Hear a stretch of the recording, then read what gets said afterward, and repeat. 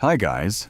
Tonight we're diving into the brutal, silk-shrouded reality of life as a concubine in Imperial China, an existence defined by rigid hierarchies, constant surveillance, and desperate strategies for survival within the Forbidden City's shimmering walls.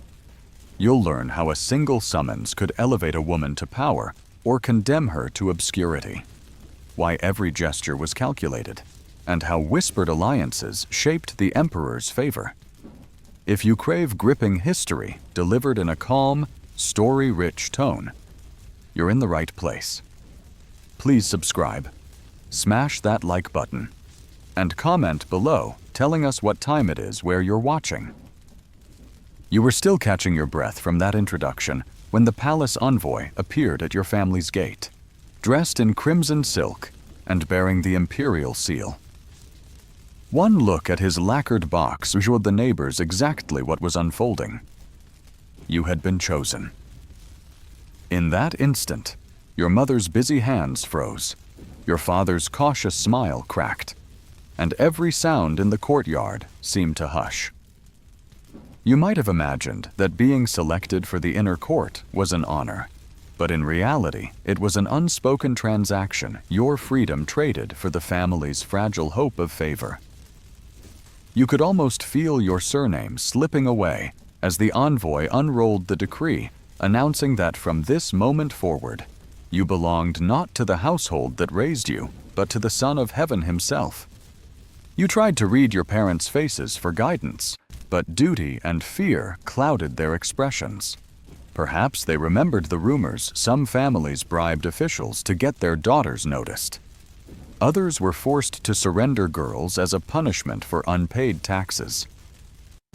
Either way, once the Emperor's mark was on the document, there was no appealing the verdict. The dowry you had dreamed about embroidered linens. A small box of heirloom jewelry became irrelevant. Marriage, children, and life in your own household were no longer on the table. Instead, your future now hinged on how convincingly you could suppress your true self and become whatever the Forbidden City required of you. That first carriage ride to the capital was both grand and suffocating. Outside the window, rice paddies shimmered under the afternoon sun, a reminder of the ordinary life that was receding behind you as fast as the passing milestones. Inside, attendants measured you with quick glances, already debating which formal name you would receive, what rank might await you, and how you would fit into a hierarchy that stretched back centuries.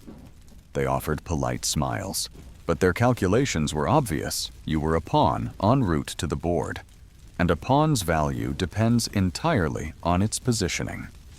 When the southern gates of Beijing finally loomed, you discovered that the city's walls weren't merely defensive, they symbolized containment. Every layer you passed through felt narrower, more controlled, until nothing remained but the vast Meridian Gate at the entrance to the Forbidden City. Its towering red pillars and glittering tiles practically shouted Imperial majesty. Yet the silence that clung to the cobblestones warned you of what you were losing. One guidebook might have called this place the heart of civilization. In that moment, it resembled a colossal jewelry box snapping shut around you. Once inside, the protocols began immediately, calculated to erase your past and sculpt a perfect court facade. They shaved a sliver from your fingernails to archive for records, examined your teeth for flaws, and measured your height to the nearest grain of millet. Even your hometown accent was deemed unsuitable. Pronunciation drills awaited you so that every syllable would pass the palace test of refinement. A matron in layered robes took your childhood name and replaced it with a single character chosen for its auspicious meaning, but distant from anything familiar. You repeated the new name like a password, each recital chiseling away the memory of who you had been only days earlier. Night was no reprieve. The dormitory lights burned past midnight, so instructors could drill you in palace etiquette, how to keep your eyes lowered at a 45-degree angle when speaking to a superior, how to kneel without sending a ripple through silk, how to align the corners of your lips into a smile that conveyed serenity but never delight. They told you this training was essential because the Emperor required absolute composure. Yet in whispered exchanges with the girl on the next pallet, you learned the truth. These lessons weren't just for the ruler's benefit. They were the first step in transforming every concubine into an interchangeable ornament. If each of you moved with identical grace, spoke in identical tones, and swallowed identical fears, then none could argue that she alone deserved his attention. By dawn, you realized the palace never slept. It merely shifted moods. Bells chimed from distant towers to signal the start of morning court, and ranks of eunuchs moved like clockwork, their felt-soled shoes whispering across marble. You watched them and understood that they, too, were prisoners of duty. But at least they enjoyed a certain authority. You, newcomer, were at the very bottom, a freshly minted concubine candidate whose worth would depend on whether the Emperor ever summoned you. Above you towered the Empress, consorts, and countless favored ladies who ruled their allotted pavilions with silk-gloved fists, each one a gatekeeper to the next stage of survival. Yet even in those shaky hours, you began to sense the brittle currency of hope. One girl whispered that her cousin had risen from concubine to consort because she bore a healthy son. Another swore that the Emperor liked a particular poem recited at dusk. Every fragment of gossip felt like a rope across a chasm slim, fraying, but worth grasping. Still, the training mistress reminded you of the darker side for every woman who climbed 2 ranks. Dozens vanished into anonymity, dispatched to the laundry halls, or assigned as caretakers for empty gardens, their youth withering among fallen petals. The unspoken warning was clear. Standing out could be as dangerous as fading away.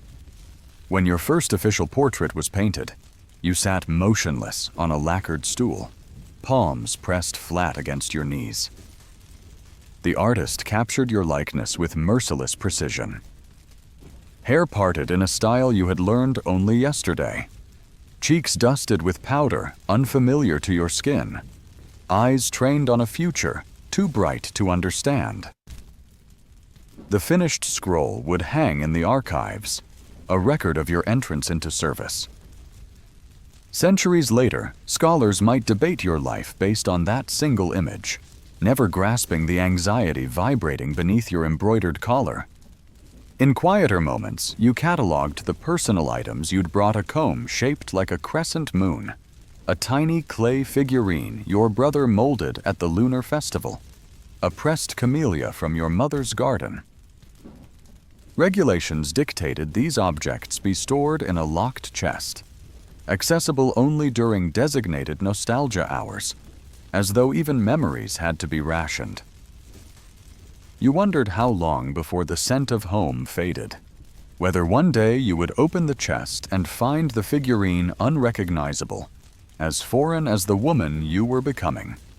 Still, framing this ordeal in the second person might feel disconcerting, but it underscores a grim reality: none of what is happening is truly about you. Your likes, your fears, even your dreams are secondary to the role you are required to play. From the moment you crossed that crimson threshold, identity became a resource to be traded first for survival, perhaps later for influence, never again for freedom.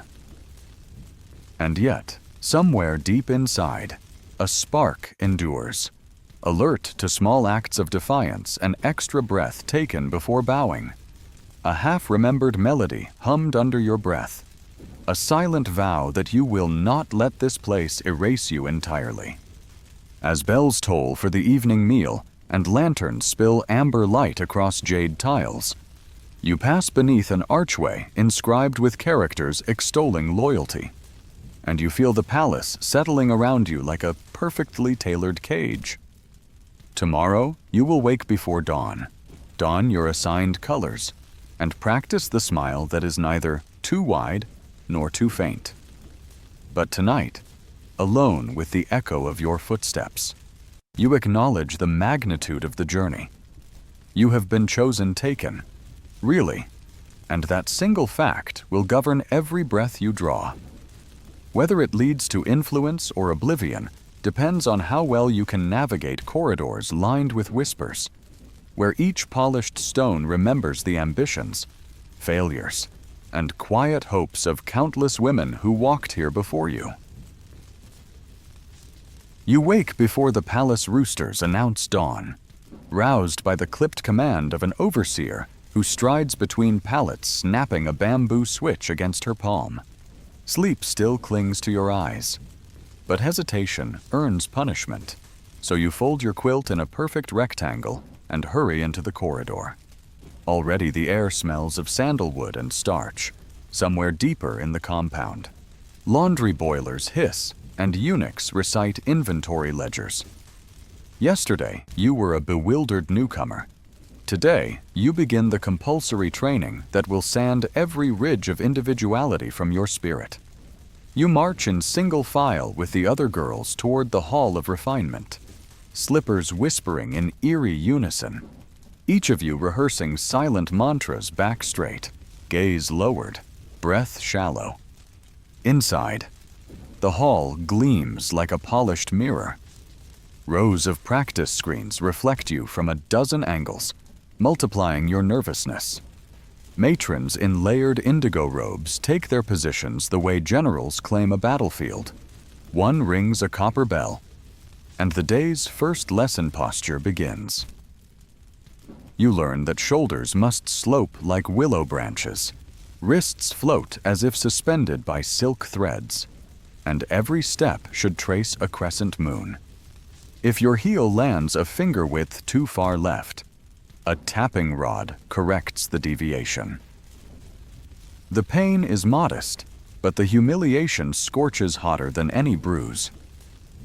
By mid-morning, the matron's voice merges with the rhythmic slap of sticks and the muffled gasps of girls whose legs quiver under unaccustomed poses. Language drills follow. You kneel on woven reeds, repeating court phrases until your tongue feels heavy as lead. Common dialects are forbidden. Syllables must glide like zither strings.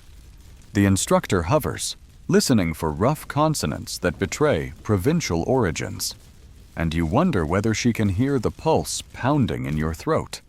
When exhaustion blurs the edges of your vision, she orders tea flavored with chrysanthemum to clear heat and sharpen focus. The cup is porcelain thin as eggshell, its fragility a reminder of what you must become: delicate, flawless, easily shattered if mishandled. After a sparse noon meal, unseasoned rice, pickled greens, a swallow of broth, the regimen intensifies. Needlework stations await.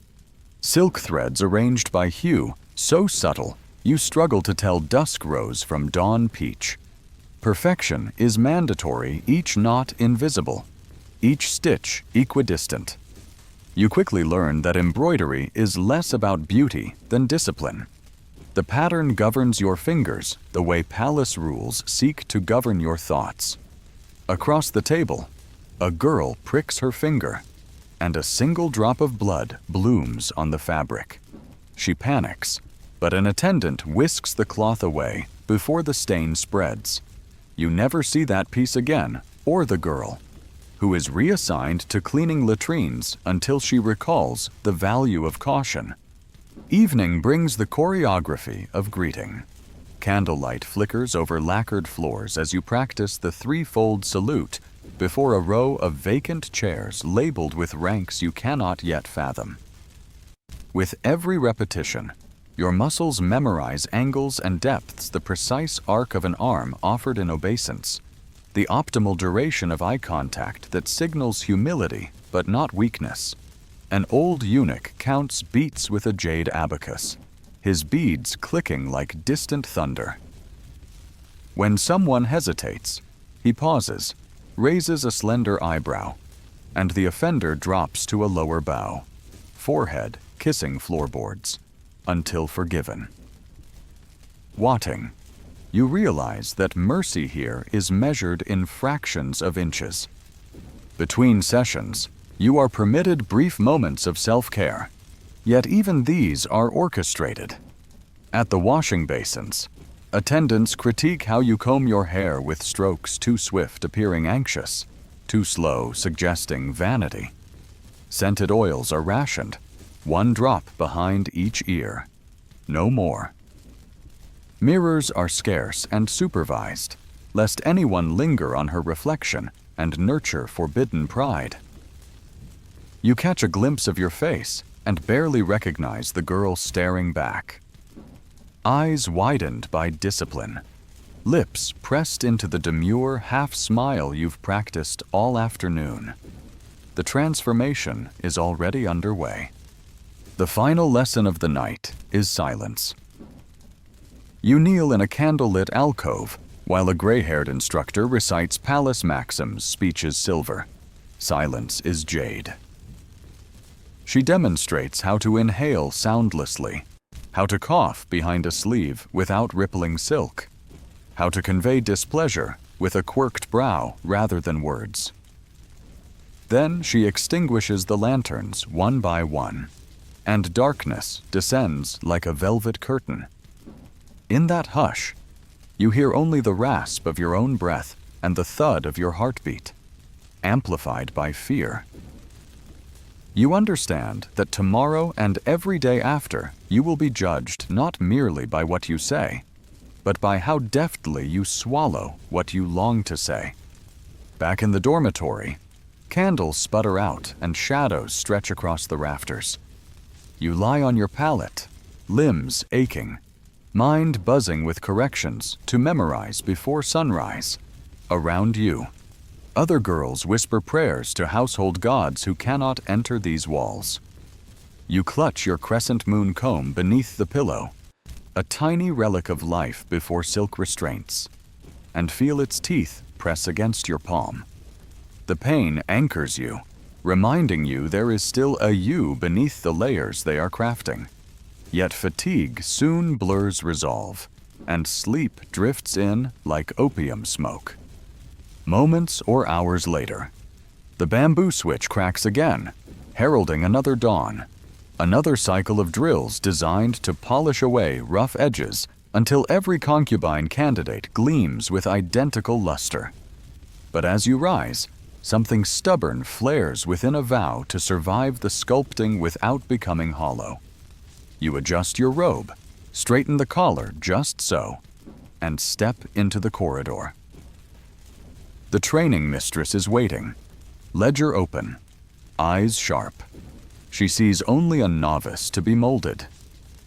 Yet deep inside, you nurture a secret conviction mastery of these rules will be your first weapon, obedience your camouflage, and behind the flawless bow you perfect today, the memory of who you once were will lie hidden silent, but not extinguished. You've spent enough dawns contorting your body and binding your voice that the palace now claims your limbs almost as thoroughly as it commands your schedule. Yet no drill has prepared you for the way its beauty cages your mind. It begins with the walls vermilion so vivid they glow even under cloud cover, lacquer layered until the surface seems to breathe. You trace those walls on your daily route from the dormitory to the hall of refinement, from the hall to the laundry yard, and back again, noticing how they curve inward just slightly, an architectural whisper that escape is inconceivable. Tassels of gold-threaded silk flutter from every lintel, catching the breeze like captive birds, and you realize the decor itself is an E. A month into training, an attendant escorts you to your permanent quarters, a narrow pavilion tucked behind a lotus pond, so still it reflects the moon like polished jade. From a distance, the pavilion resembles a jewel box lattice windows, carved rafters, stone steps precisely 7 in number to signify auspicious balance. Inside what, however, its proportions feel off. The ceiling soars beyond what any small room should allow, elongating your sense of scale until you understand that the space is designed to make you feel miniature. Brocade curtains soften the candlelight, yet their embroidered peonies hover like watchful eyes. Even your bed, framed in rosewood and draped with mosquito netting, seems both indulgent and menacing. The net feels less like protection from insects and more like a veil thrown over a prized object. By day, you continue your regimen posture, elocution, embroidery. But now the walkways between lessons have become testing grounds for a different discipline, navigating politics invisibly. Each corridor is a river of whispered alliances. You learn to read hierarchies by the slipper color of every passerby, to gauge status by how long sentries let a litter idle outside a courtyard. The Empress's favorite consort glides past with an entourage of eunuchs fanning incense smoke that smells of sandalwood and conquest. You press yourself against a pillar, eyes cast downward, measuring the perfect angle of deference so you neither seem eager nor aloof. No matron needs to scold you. The pulse in your ears is warning enough one misstep, and your silk prison could shrink to a storeroom or an ice-cold laundry hall. Night exposes an even subtler confinement. Lanterns hang along the covered walkways, arranged so their light pools in circles that never quite overlap, leaving slivers of darkness between them. The effect is theatrical. You parade through alternating stage and void, always visible, never fully concealed.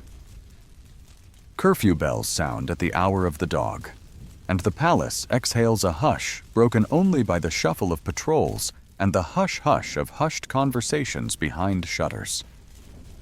You lie awake, lulled by dripstones knocking the lotus pond, and imagine the world beyond the Meridian Gate, wondering whether your village sky still carries the same constellations. Above your roof, those same stars glitter, but they feel abstract, like stories told by someone else. Eventually, you're granted a rare afternoon reprieve to stroll the Imperial garden under supervision. Marble bridges arch over koi pools, rockeries twist like frozen dragons, and plum blossoms perfume the air. Yet every path funnels back to a single axis that leads straight to the Emperor's audience hall. The design is deliberate, even when you walk among flowers. The architecture reminds you whose pleasure defines reality. You pause before a cypress said to be 300 years old. Its roots crack the stone foundations, hinting at something older and stronger than human decree. And you breathe in the resinous scent as though it could bolster your resolve. But the escort clicks her tongue, your moment is over, and you glide onward. The hem of your robe brushing gravel laid by workers who may never see the inside of these walls again. Back in the dormitory wing, rumor plants new roots daily. A concubine of mid-rank has fallen ill after tasting an unfamiliar fruit. Another has been promoted because she quoted a Tang Dynasty poem that moved the emperor. You realize stories here function like lanterns they illuminate, but also beckon moths toward heat. You memorize every tale, not for inspiration, but as map coordinates marking pitfalls and opportunities. Meanwhile, the training mistress introduces a new lesson: object localization. You must identify the sound of the Emperor's approaching sedan chair by listening to rhythm alone. Then position yourself so your head is visible, but never higher than his window. This choreography of presence and absence teaches you the palace's cruel paradox. You must be noticeable enough to warrant favor, yet unobtrusive enough not to provoke jealousy. One dusk, a passing eunuch slips you a folded note containing nothing but a single brushstroke, the character for quiet. Whether it is warning, command, or invitation you cannot tell. Yet the message thrums inside you like a plucked string. You destroy the paper over a candle, watching ink curl into smoke, and feel the palace tighten. Even silence is a spoken language here, traded and interpreted in a marketplace without walls. The days blur into a tapestry of ritual, yet small rebellions sustain you. You tuck a forbidden seed into the soil of a neglected planter, curious to see if anything can grow where roots are unwelcome. You hum the melody of your brother's festival song while sweeping the calligraphy courtyard, ensuring your lips barely part so no one can accuse you of singing. Each act is a thread you weave into the lining of your captivity, telling yourself that a cage lined with your own stitching is harder for others to claim. When winter sweeps through the capital, frost sketches lace on balustrades, and your silk layers offer little warmth. Heat is rationed according to rank, and you rank low. So each night you wrap your hands around a clay hand warmer, only after the more favored women have claimed theirs. Yet the cold brings a strange clarity. Breath crystallizes mid-air, and in that visible exhale, you recognize the core of your confinement. The palace's greatest power is convincing you that its walls are unbreakable. But breath passes through lattice windows. Candle smoke slips beneath doors. Your thoughts, though marshaled, are not yet fully tamed. One evening, while rehearsing the midnight watch salute for the 100th time, you tilt your chin and glimpse a sliver of moon beyond the eaves. It hangs exactly where it would appear back home, indifferent to parapets and protocols. The revelation is slight, but seismic. Some things remain untouched by decree. As you lower your gaze to perfect the angle required, you tuck that image into the hidden pocket of memory where you keep the comb, the clay figurine, the unseen seed. The walls rise around you, red and relentless.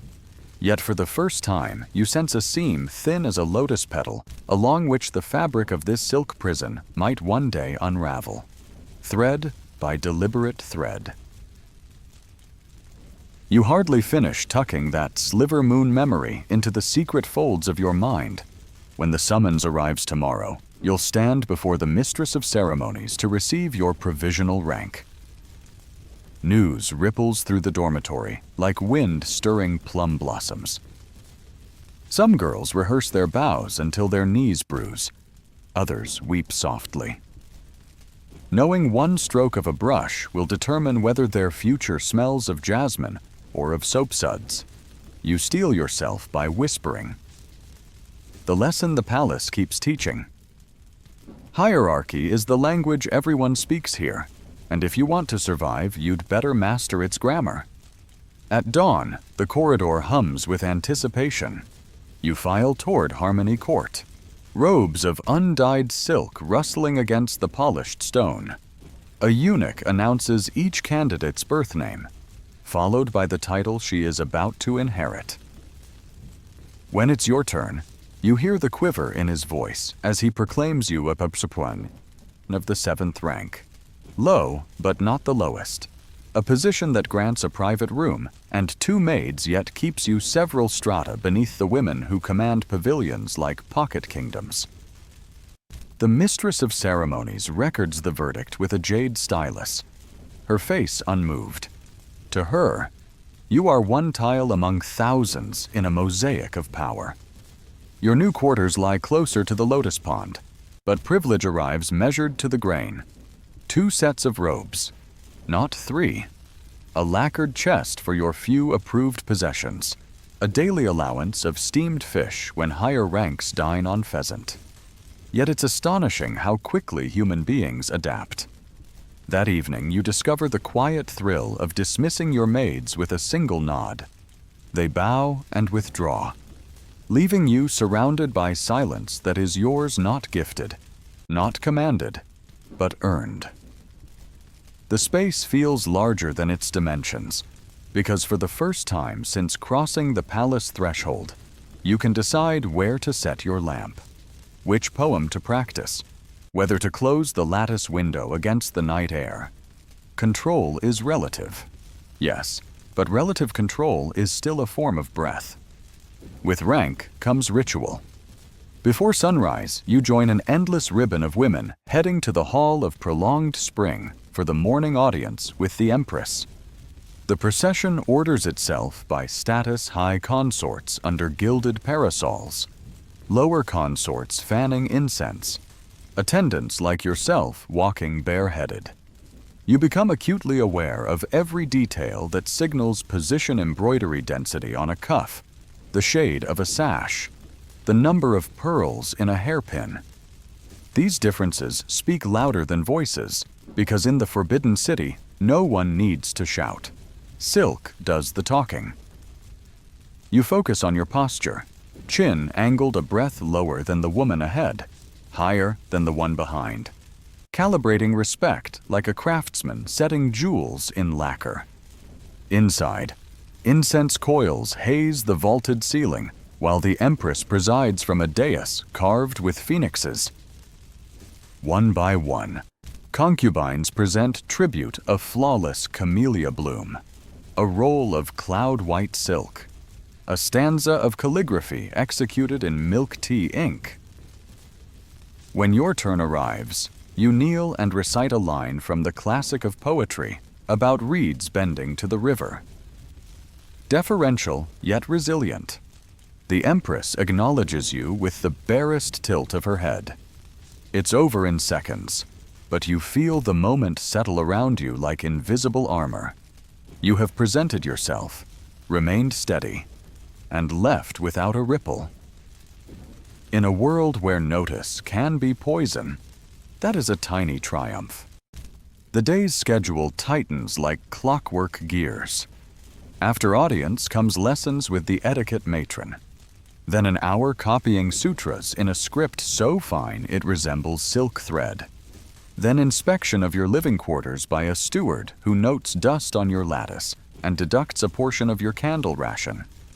Lunch arrives in tiered boxes, congee, boiled greens, a sliver of carp that cools before steam can escape. You eat quickly, mindful that leaving grains behind may mark you as wasteful. Afternoon is devoted to refined pursuits. Zither practice if you show musical skill, chess if you demonstrate strategy, or ink painting if your wrist proves steady. You're assigned chess, a choice that startles you until you grasp its logic. The court values women who can think 6 moves ahead, provided they never forget who controls the board. Evening brings the most delicate rite of all the lantern corridor walk. Here, hierarchy glows in literal light. High consorts promenade in lantern circles bright as midsummer noon, while lower ranks hover at the edges where shadows begin. You pace the middle tier, careful to slow near pillars draped with crimson tassels, prime vantage points where senior eunuchs evaluate composure. Conversation drifts around you, rumors of favor, strategies for avoidance, coded references to punishments cloaked as retreats.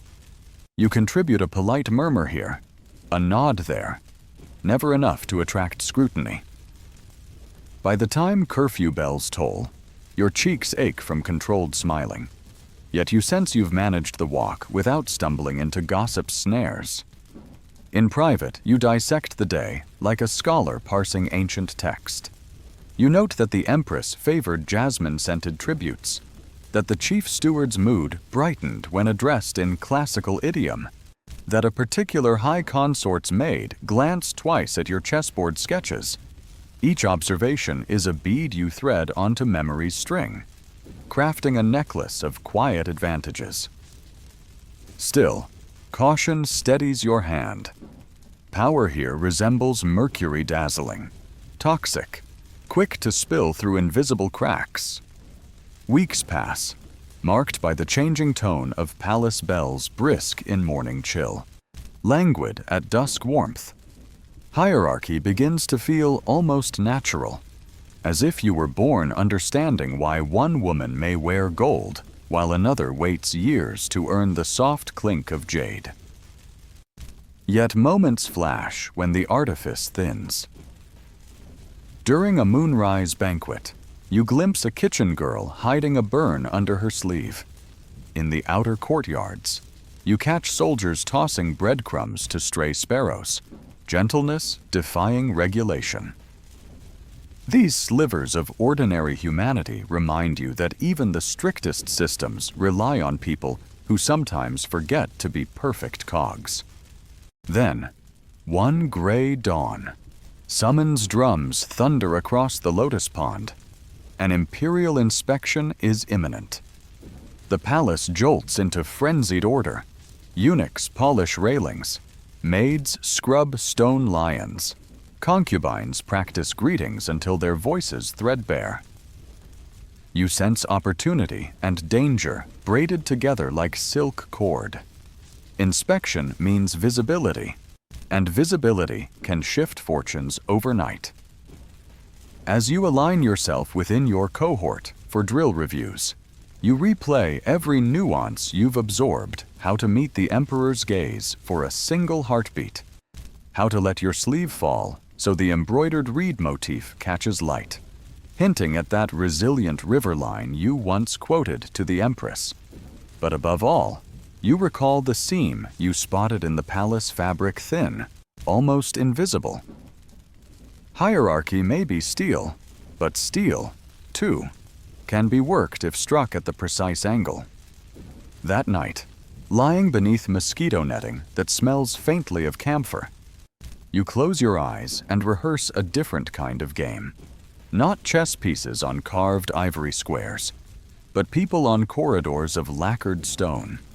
You imagine moves measured in courtesy, sacrifices made with smiles, and victories hidden behind lowered lashes. The palace has given you a title, a room, and a place in its great glittering pyramid. You intend to use every rung it offers, not simply to climb, but to map the terrain for paths no decree can erase. Beyond the lattice, wind teases the lotus leaves, and you swear you hear them answer, rustling a promise that even in the strictest order, something wild still breathes. You rise before first light to the clatter of bronze gongs, heart thudding with the knowledge that today the Emperor will pass through Harmony Court for his surprise inspection. Every part of the palace has been scrubbed to a mirror sheen, yet the true polishing has taken place within you, weeks of discipline, hardening into the single skill that matters, now presenting yourself as a quiet possibility, neither forgettable nor threatening. Outside, frost still rims the lotus pond, making each step treacherous. You move as though floating, careful not to let a slipper slide or a sleeve drag moisture that might mar the seam-pressed silk of your robe. The air tastes metallic with incense and nerves. Even the sparrows seem to chorus more softly, as if they, too, understand the fragile mathematics of favor about to unfold. Your assigned position lies midway down the lantern corridor, precisely where the Emperor's sedan will slow to negotiate a turn. The etiquette matron has drilled you on this geometry 7 measured paces from the vermilion column, 3 breaths after the sedan's gilded finials come into sight. 1 graceful shift of weight to reveal the reed embroidery on your sleeve. Then a bow so fluid it appears effortless. You practice the sequence over and over while attendants adjust the lanterns above, their wicks trimmed to emit a flattering amber glow. Hierarchy reveals itself in wattage high. He consorts near the dais bask in near daylight brilliance. You stand in the penumbra meant for mid-rank companions, where shadows can soften a face but cannot hide a mistake. The inspection begins with ceremonial percussion echoing off marble. Ahead, you glimpse the Emperor only as an arrangement of textures and ermine collar stark against indigo brocade. the flash of lacquered fan ribs, the faint shimmer that surrounds powerful people like heat over desert sand. Eunuchs chant titles, listing each concubine's virtues the way merchants enumerate precious stones. And you realize that, today, your worth will be assessed in fractions of a second. A glance, a heartbeat. You steady your breathing, recalling the reed-bending line you once offered the Empress, letting its cadence guide your pulse, pliant yet unbroken. Pliant yet unbroken. When the sedan finally glides into your section, sound narrows to the hush of silk brushing stone. You tilt your head and lower your gaze, feeling the Emperor's presence without actually seeing him, as etiquette demands.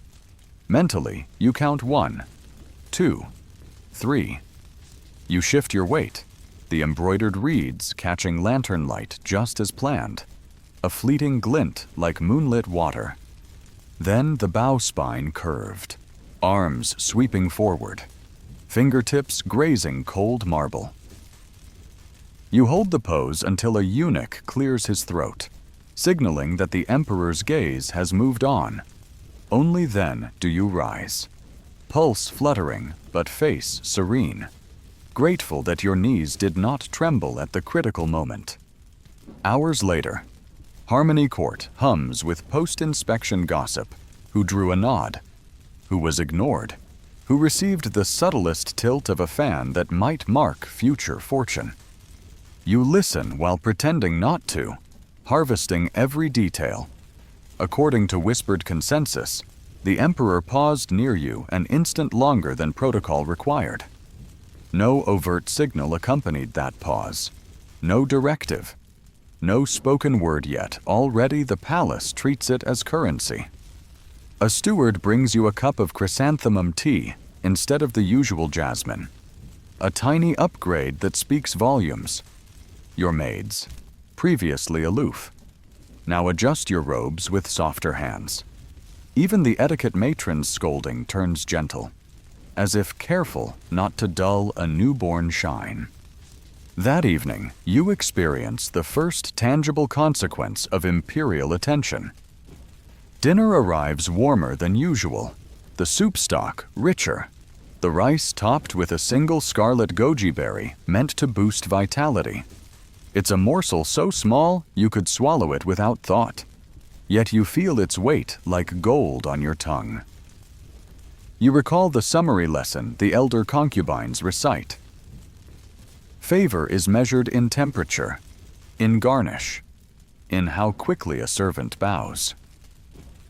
Tonight, every detail confirms that you have edged a millimeter closer to the palace's inner ring of warmth. But favor, you soon learn, is a blade sharpened on both edges. Before dawn the next day, a perfumed sachet appears on your pillow: sandalwood, clove, and a hint of musk. The gift bears no signature, yet etiquette dictates you present all unverified offerings to the steward of scented affairs.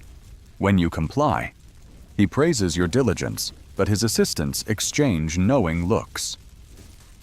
Later, you overhear that another companion once accepted such a sachet, only to discover it laced with a rare herb that discolored her skin.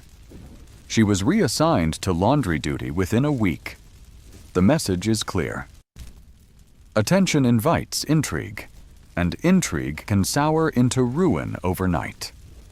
Determined to navigate this new terrain, you cultivate alliances the way gardeners coax peonies slowly, with patience invisible to passers-by. During calligraphy practice, you compliment a junior scribe's brush control. In return, he slips you a copy of the month's incense roster, revealing which fragrances will infuse upcoming ceremonies. At chess lessons, you allow a fellow companion to capture your rook, feigning oversight so she can savor victory. Gratitude softens her earlier competitiveness, and soon she shares a mnemonic for remembering the birth dates of higher-ranking ladies, a courtesy that may one day prevent a costly social misstep.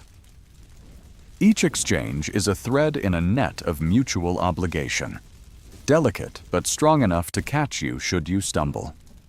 Meanwhile, subtle elevations continue. Your lantern bracket is polished more frequently.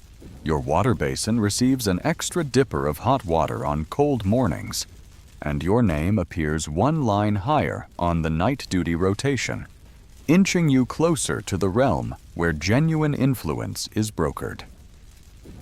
You accept each change with the same measured grace you used during the inspection, mindful that resentment follows promotion like a shadow follows flame.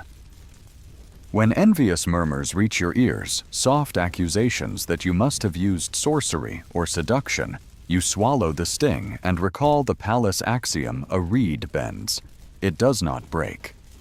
Yet beneath these careful accommodations, you feel a different transformation unfolding, one harder to quantify, but impossible to ignore.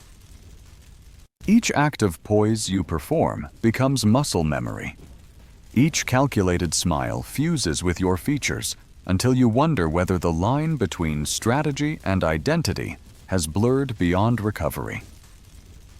One night, while brushing your hair, you catch your reflection holding a tilt of the chin you've never practiced, a quiet assertion that seems to say, "I belong here." The realization startles you as much as it steadies you. Survival tactics have seeped inward, becoming marrow rather than mask. You test this new poise during the mid-autumn poetry recital, where companions are encouraged to offer verses in honor of the moon. Standing beneath a lantern shaped like a jade hair, you recite a couplet that marries river reeds to silver light, echoing the emblem on your sleeves. The Emperor, present behind a silk screen, murmurs something inaudible, but his official repeats apt imagery, and the phrase ripples through the audience like a koi cresting water. Later, you receive half a persimmon from the Imperial fruit plate, a token so minor that etiquette books barely mention it. Yet its significance rings clear. You have fed the Emperor's imagination, and in return, he grants you a taste of cultivated sweetness. With acknowledgement comes responsibility. You redouble your study of palace archives, poring over genealogies, favorite dishes, even rumored phobias of high-ranking individuals. Knowledge becomes armor you wear under silk, unseen but steadfast. When a senior concubine quizzes you about a Tang-era precedent for women governing temple renovations, you quote chapter and verse, earning her raised brows and, later, a smile delivered via her chief maid. A week afterward, she invites you to share tea, scented with osmanthus, a privilege extended to few outside her retinue. Doors once sealed now inch open, hinges creaking softly on possibilities. Yet you never forget the sachet on your pillow, the whispered accusations, the skin-staining herb. Favor grants heat, but also casts shadows, and you keep a lantern lit for both. Each evening, before extinguishing candles, you inspect your room for anomalies, petals placed where none should fall, silk threads too bright to belong to your robe, teacups filled too high. You instruct your maids, gently but firmly, to drink first from any unfamiliar pot. They obey, perhaps out of loyalty, perhaps out of self-preservation. In the palace, the two often intertwine.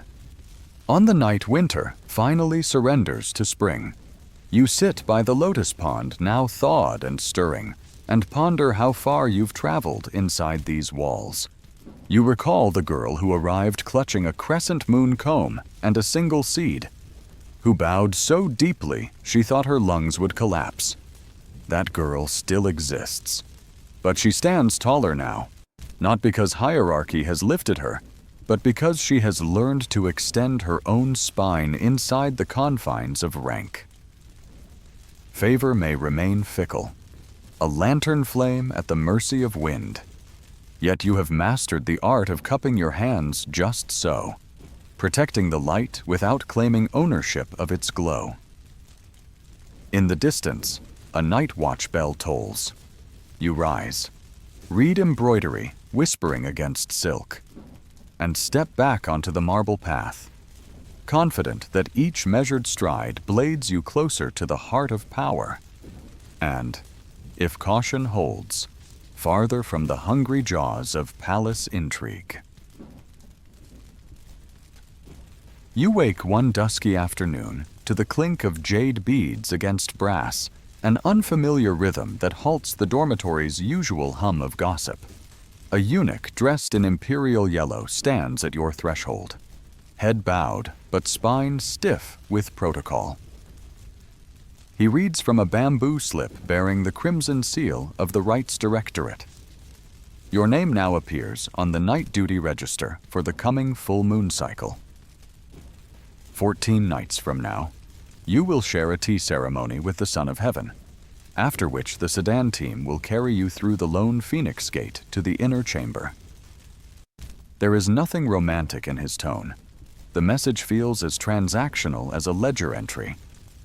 Yet you still feel your pulse spike, imagining every possibility that single line of ink might contain security, motherhood, promotion, or ruin, depending on how the night unfolds. Preparation begins the instant the eunuch's shoes fade down the corridor. Your maids strip your room of anything sentimental, the crescent moon comb, the hidden seed pod, even the reed-embroidered robe you have worn like armor. Superstition holds that personal totems can draw jealous eyes, and jealous hands fold venom into cosmetics. Instead, the wardrobe office issues you 3 identical gowns of blue-gray gauze, a color chosen for its neutrality. It neither tempts fate with crimson nor signals mourning with white. The bathing matrons arrive next, armed with copper tubs, camellia oil, and pumice stones. They scour your skin until it glows, then teach you how to glide into hot water without disturbing the surface practice for entering the royal bath like a lotus petal instead of a startled fish. Days turn into a syllabus of bodily management. You learn which teas reduce puffiness beneath the eyes and which noodles bloat the waistline. You recite gentle conversation topics approved by the Secretariat Poetry. Seasonal flowers, provincial harvests, because any mention of politics or plague could sour the emperor's appetite. At dawn, a physician taps pulses at your wrists, pronouncing your key harmonious enough for conjugal fortune. At dusk, dance tutors correct the sway of your hips to ensure it suggests grace rather than seduction. The emperor's court prizes composure above carnal flaunting. Every moment is calibrated to yield an impression of effortless dignity that beneath the silk, feels anything but effortless. Meanwhile, the palace's rumor mill spins faster than a silk reel. Some say the emperor favors quiet intellect and will appreciate your chess acumen. Others warn he seeks laughter to offset court intrigue and might interpret stillness as disdain. You catalog every tip like chess openings, ready to pivot should the board shift mid-game. Yet a deeper anxiety seeps in during solitary hours. What if your time has come too soon? Climbing any higher means entering a sphere where attention never fades, where one slip could trigger gossip potent enough to doom not only you, but the maids, scribes, and even gardeners associated with your rise. The very warmth you have earned could become the furnace that melts you. 7 nights before the full moon, an official from the Registry of Succession delivers a lacquered box of jade bracelets. You're instructed to wear the left wrist plain jade and the right wrist jade tinted with a dragon scale motif.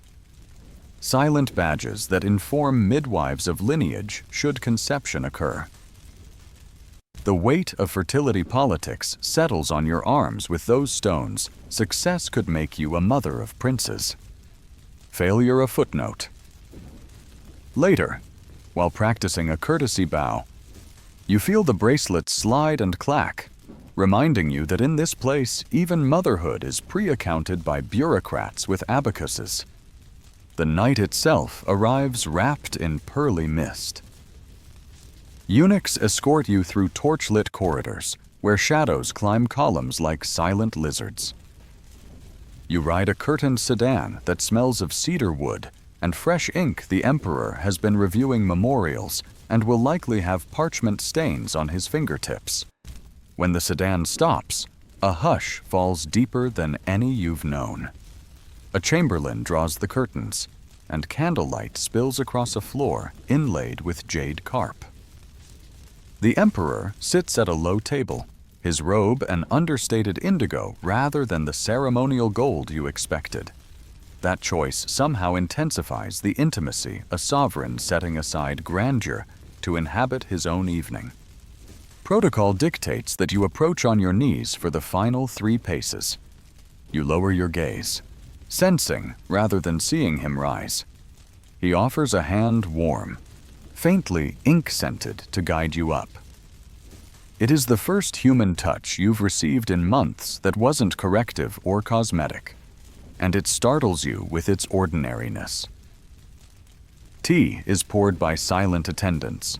Porcelain lids click against cups in a measured cadence that underscores each exchange. You recite a couplet about spring reeds and autumn moons. He responds with one about mountain pines and river mist. The matching imagery catches you off guard. Either he recalls your emblem, or the archivists have briefed him well. In that recognition or preparation, you glimpse both man and mechanism. Conversation flows along channels cleared of danger. He asks about the lotus pond's first bloom. You describe its fragrance. He jokes about eunuchs fretting over weather scrolls. You answer with a gentle laugh, calibrated to echo but not outshine his own. Beneath the dialogue, you sense the bureaucracy at work, the sachet tester, the pulse reader, the fragrance clerk hovering like invisible scaffolding. Yet within those confines, a precarious authenticity flickers. When he admits he seldom strolls the gardens anymore for fear of disrupting protocol, you suggest he might enjoy the cypress path at dusk, when few courtiers linger.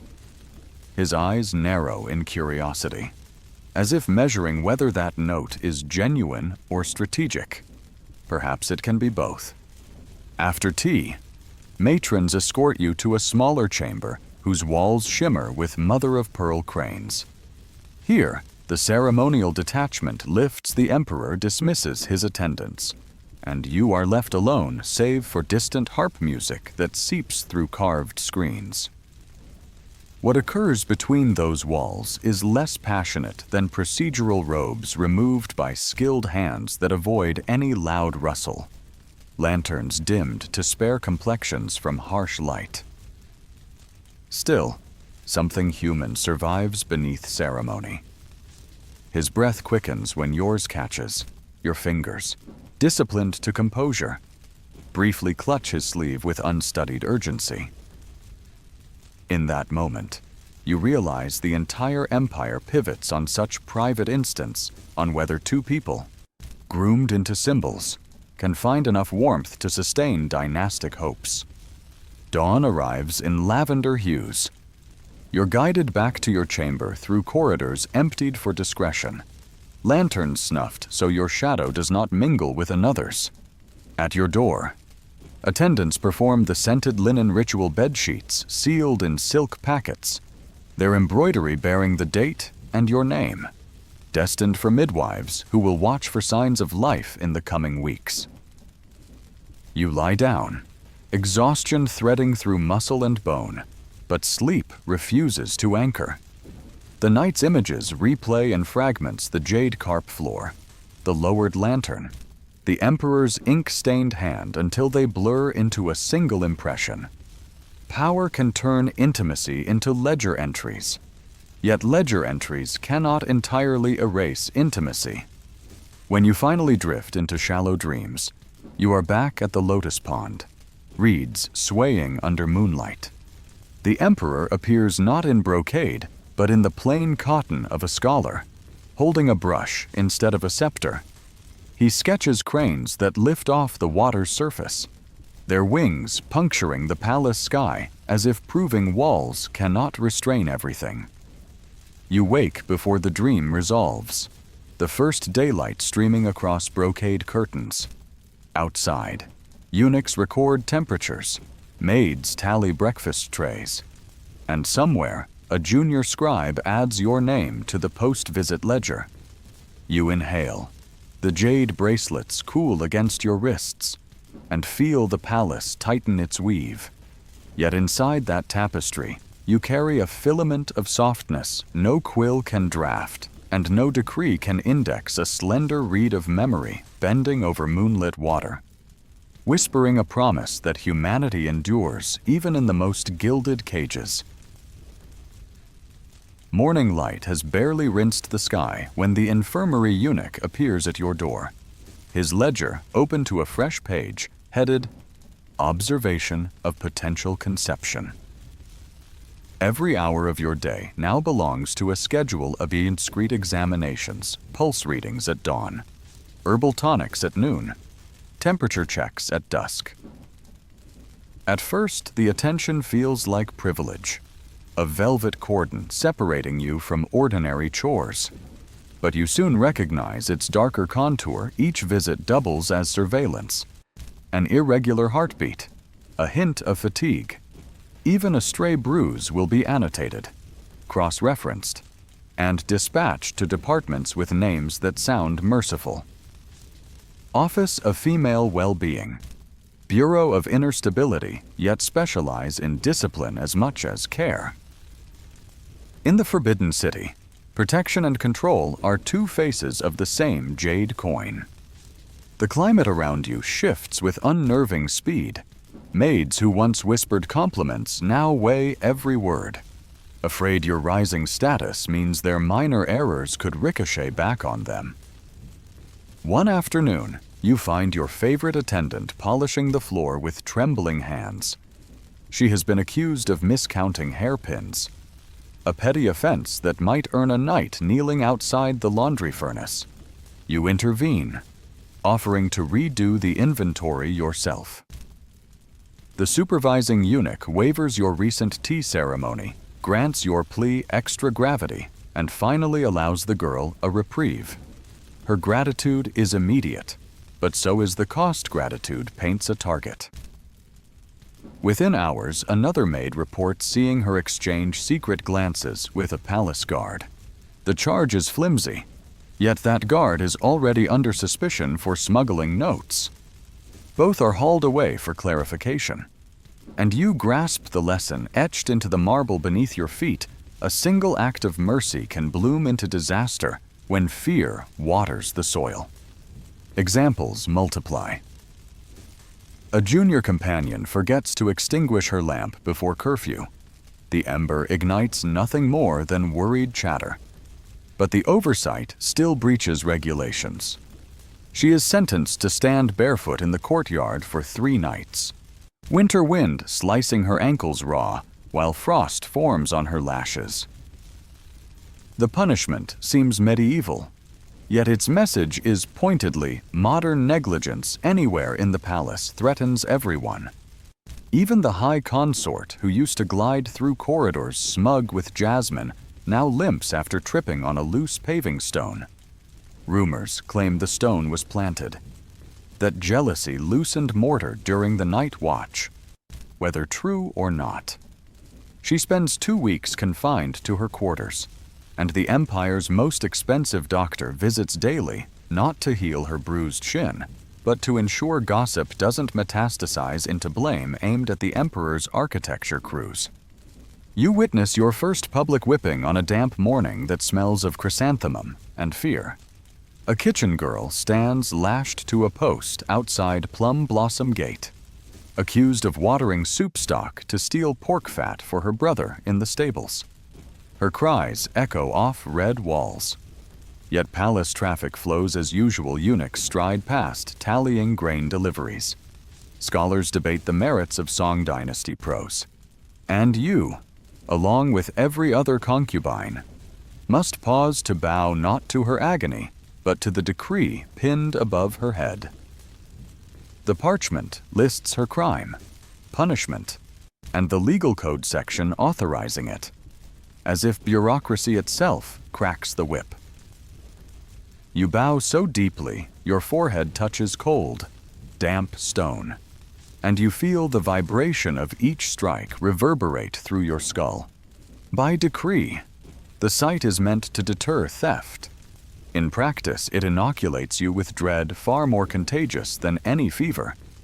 That night, back in your chamber, you check your possessions 3 times, jade bracelets in their carved box, reed-embroidered robe folded just so, hairpins aligned like infantry on parade. You run fingertips along the seam of your mattress to ensure no forbidden objects have been planted. A single coin could be labeled bribery, a slip of silk thread deemed coded message. Sleep comes in shallow sips, chased away by the memory of the kitchen girl's shoulders jerking beneath the lash. You remind yourself that the Emperor paused by your lantern just days ago, that your name now appears on lists above lower ranks. Yet you understand those privileges can flip into liabilities. A favored concubine has further to fall, and when she does, the descent is spectacle. Weeks pass with no sign of pregnancy. The infirmary eunuch's visits grow shorter, his expressions harder to read. One dawn, he leaves behind a bundle of tonic herbs bitter enough to cauterize the tongue. You know the recipe angelica root, red dates, shards of deer antler ingredients said to nourish blood and open the womb. But whispered tradition claims the brew is also a test. If it provokes nausea, a hidden seed may already be sprouting. You drink the mixture under his watchful eyes, tasting bark and iron. Your stomach remains calm. His quill scratches a note. No adverse reaction, then he bows out. The door clicks shut like the seal of a tomb. With every passing moon, attention shifts toward fresher prospects. New names appear on the night duty register, and courtiers discuss them with speculative hunger. You feel favor's warmth recede, not abruptly, but like embers cooling beneath ash.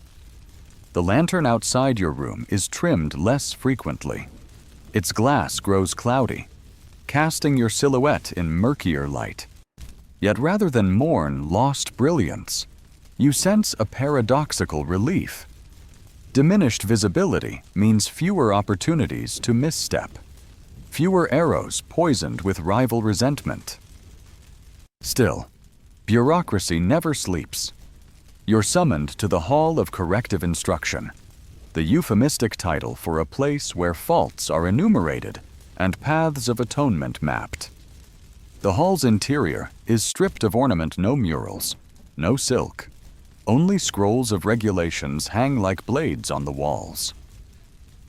A senior matron recites your infraction's failure to meet embroidery quotas during your observation period, requesting extra hot water without proper authorization, advocating leniency for a maid above your rank's discretion.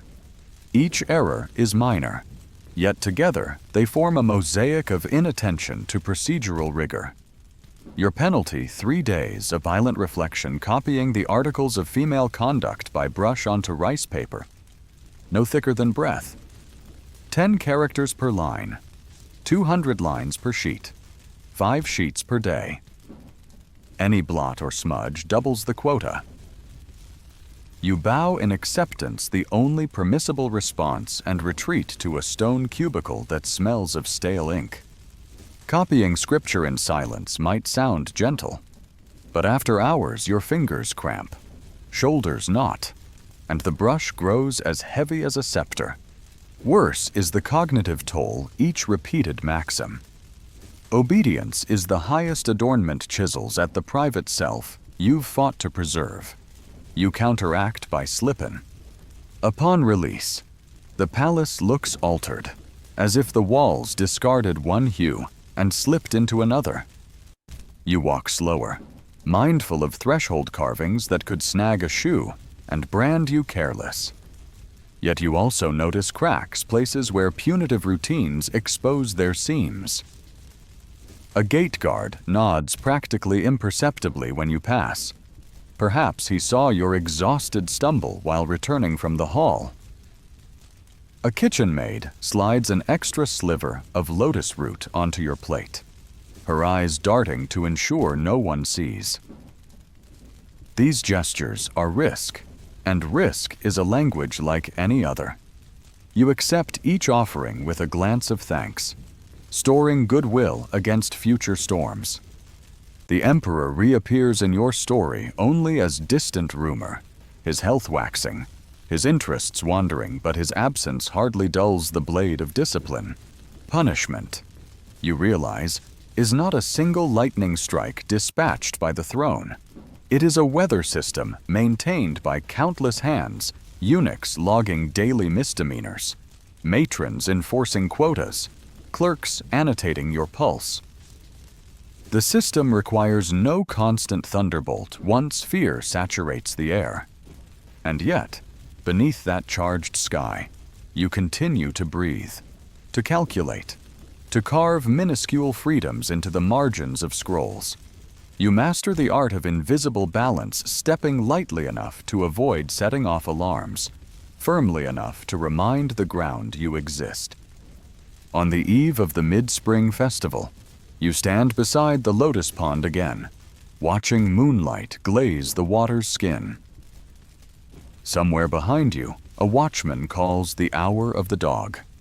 You trace a reed pattern in the air with your fingertip, recalling how embroidery once felt like shackles, and now, in clandestine moments, feels like code. Punishments will always hover over every courtyard, every jade-inlaid floor, but so too will this quiet insistence that you are more than the sum of decrees. A breeze lifts the pond's mist, carrying a hint of plum blossoms. You inhale, letting the scent settle deep. Tomorrow you will bow again, smile again, survive again. Tonight, for a heartbeat, you simply stand, a still point between lash and ledger, and feel the fragile, stubborn pulse of your own unbroken will. You sense the palace exhale as spring deepens, shedding winter's sharp edges for a deceptively softer bloom. Parade drums soften into flute melodies, courtyards erupt with peonies, and even the senior eunuchs loosen their shoulders as though color alone could lower the stakes. Yet you've lived here long enough to recognize camouflage beneath every petal lies a hidden thorn.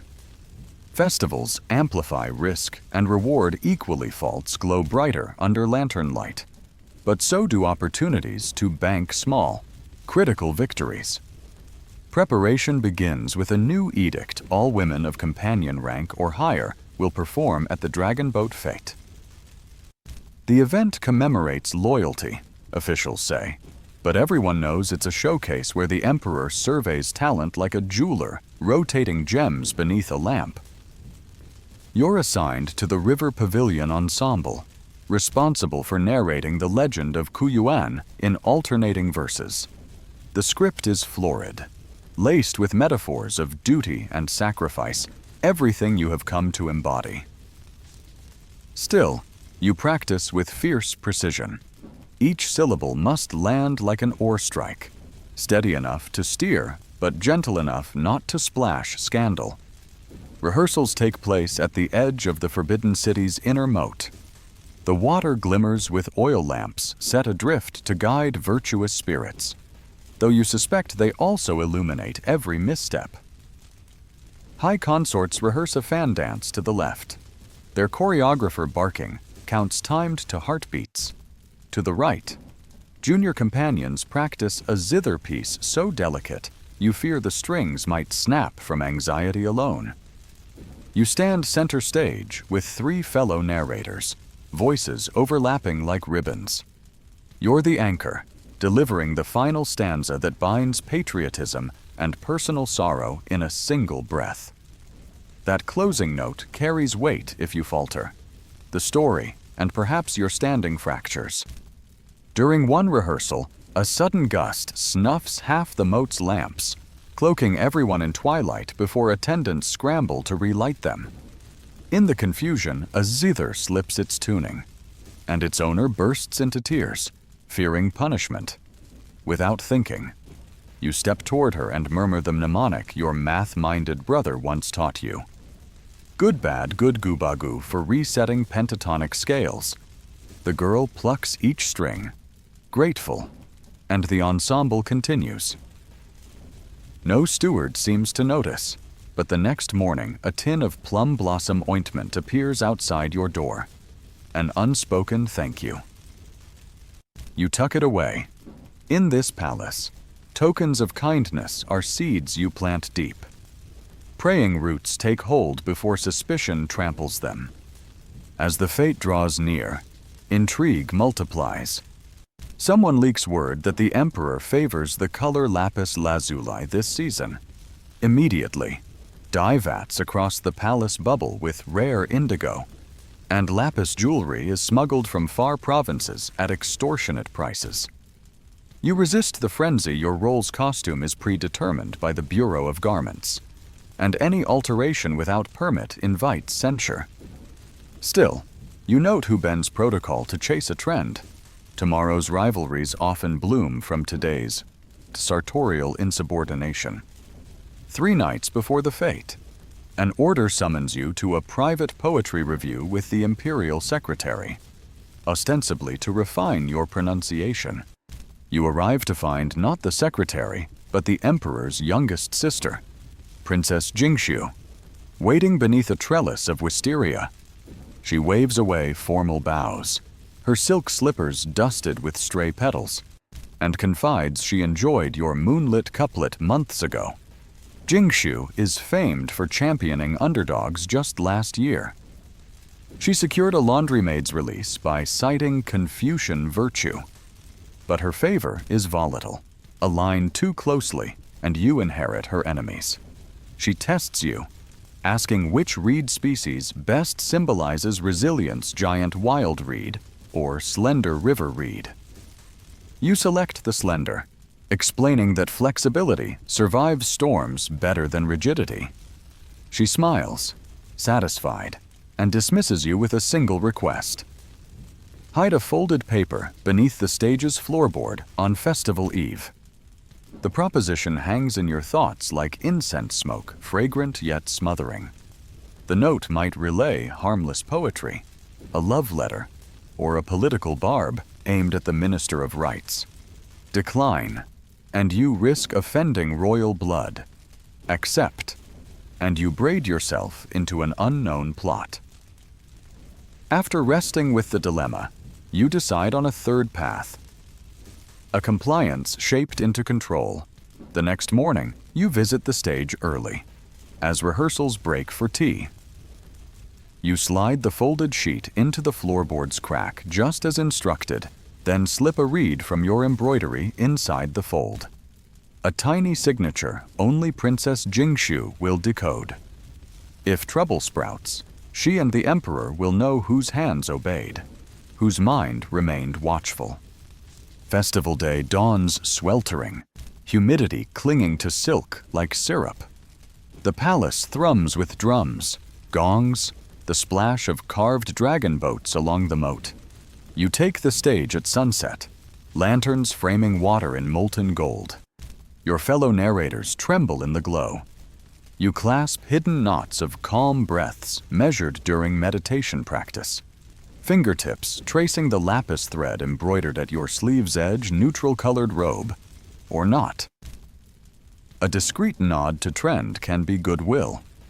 As the zither's first chord unfurls, you launch into verse, voice clear, pitched to carry across ripples.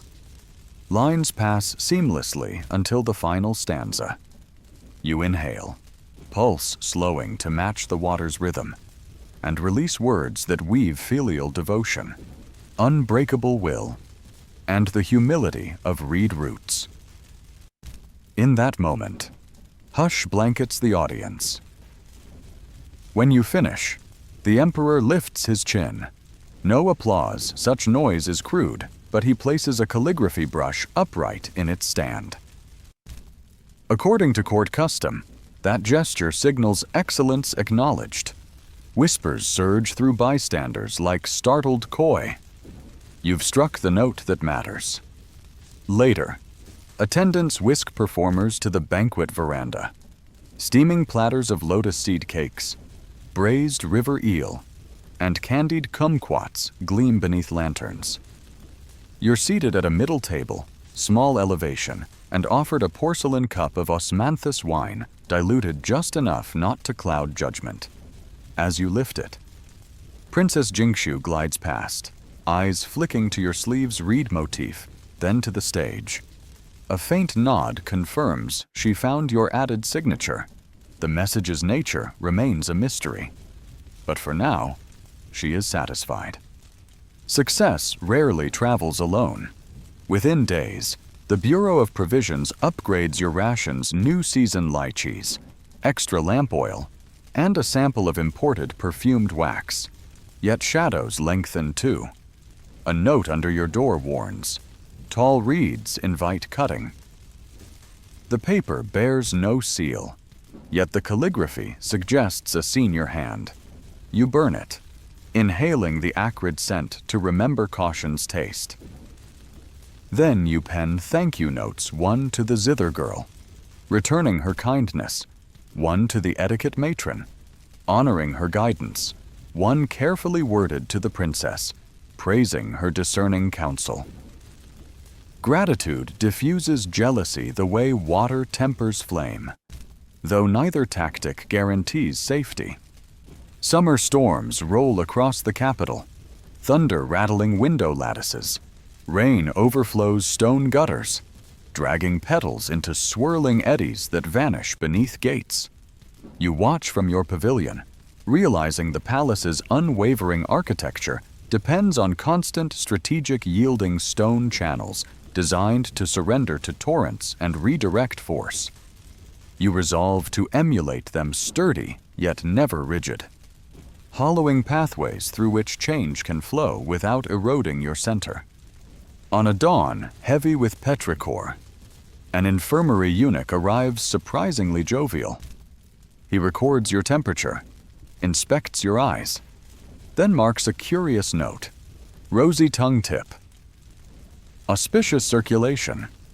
It's the smallest spark of hope that pregnancy could still grace your ledger one day.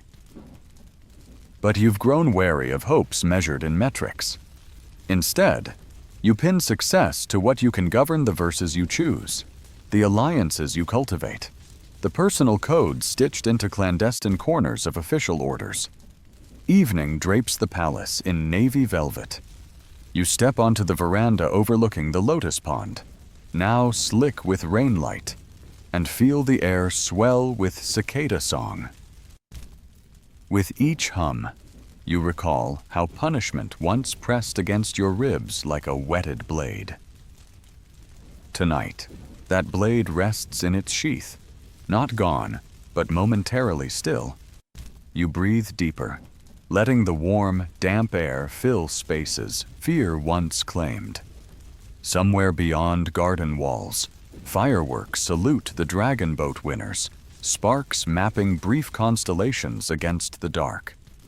You hold their afterglow in your gaze until the last ember fades, then pivot on quiet sandals toward lamplit corridors, ready to navigate tomorrow's currents with the steady resilience of the slender reed, flexible, watchful, impossible to uproot for long. You wake to the drum-slow hush of late summer, that pocket of the year when humidity presses cloth to skin and everything smells faintly of ripe peaches fermenting on the branch. The palace moves sluggishly in the heat, but politics never do. They slide, quick as beads of sweat, toward the lowest unsuspecting point. Since the dragon boat fate, your name has circulated with a hum too soft to call fame.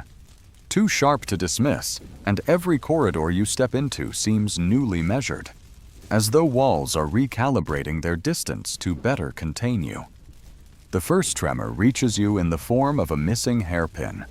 Not just any pin, but the lapis-tipped one copied approvingly by court sketch artists after the fete. You notice its absence while the dresser is still bowed, presenting a tray lined with jade combs and silver needles. Her eyes widen when she realizes what's gone.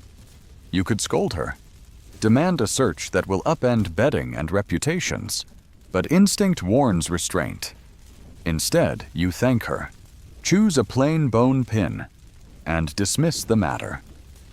The dresser nearly faints with relief, but you can feel new currents forming, tiny slipstreams that might drag you under if you wade in too boldly.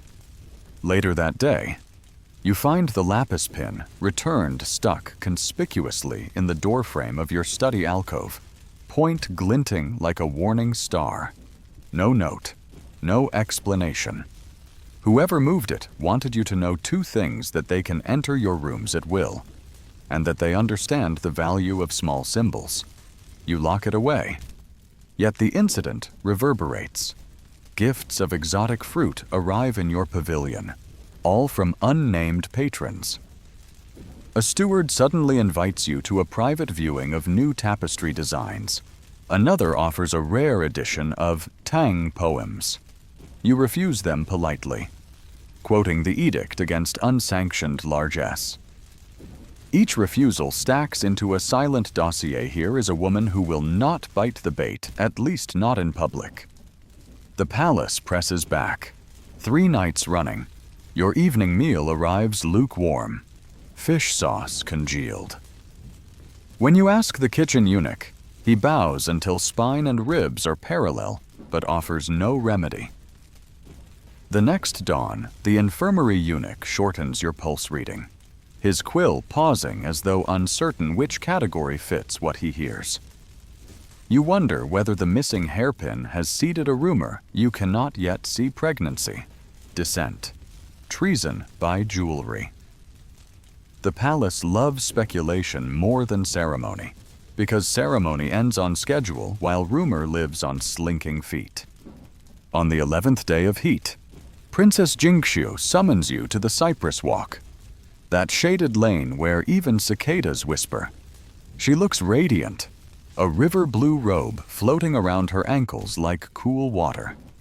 After polite greetings, she chides you gently for ignoring well-wishers, then sharpens the tone refusing gifts.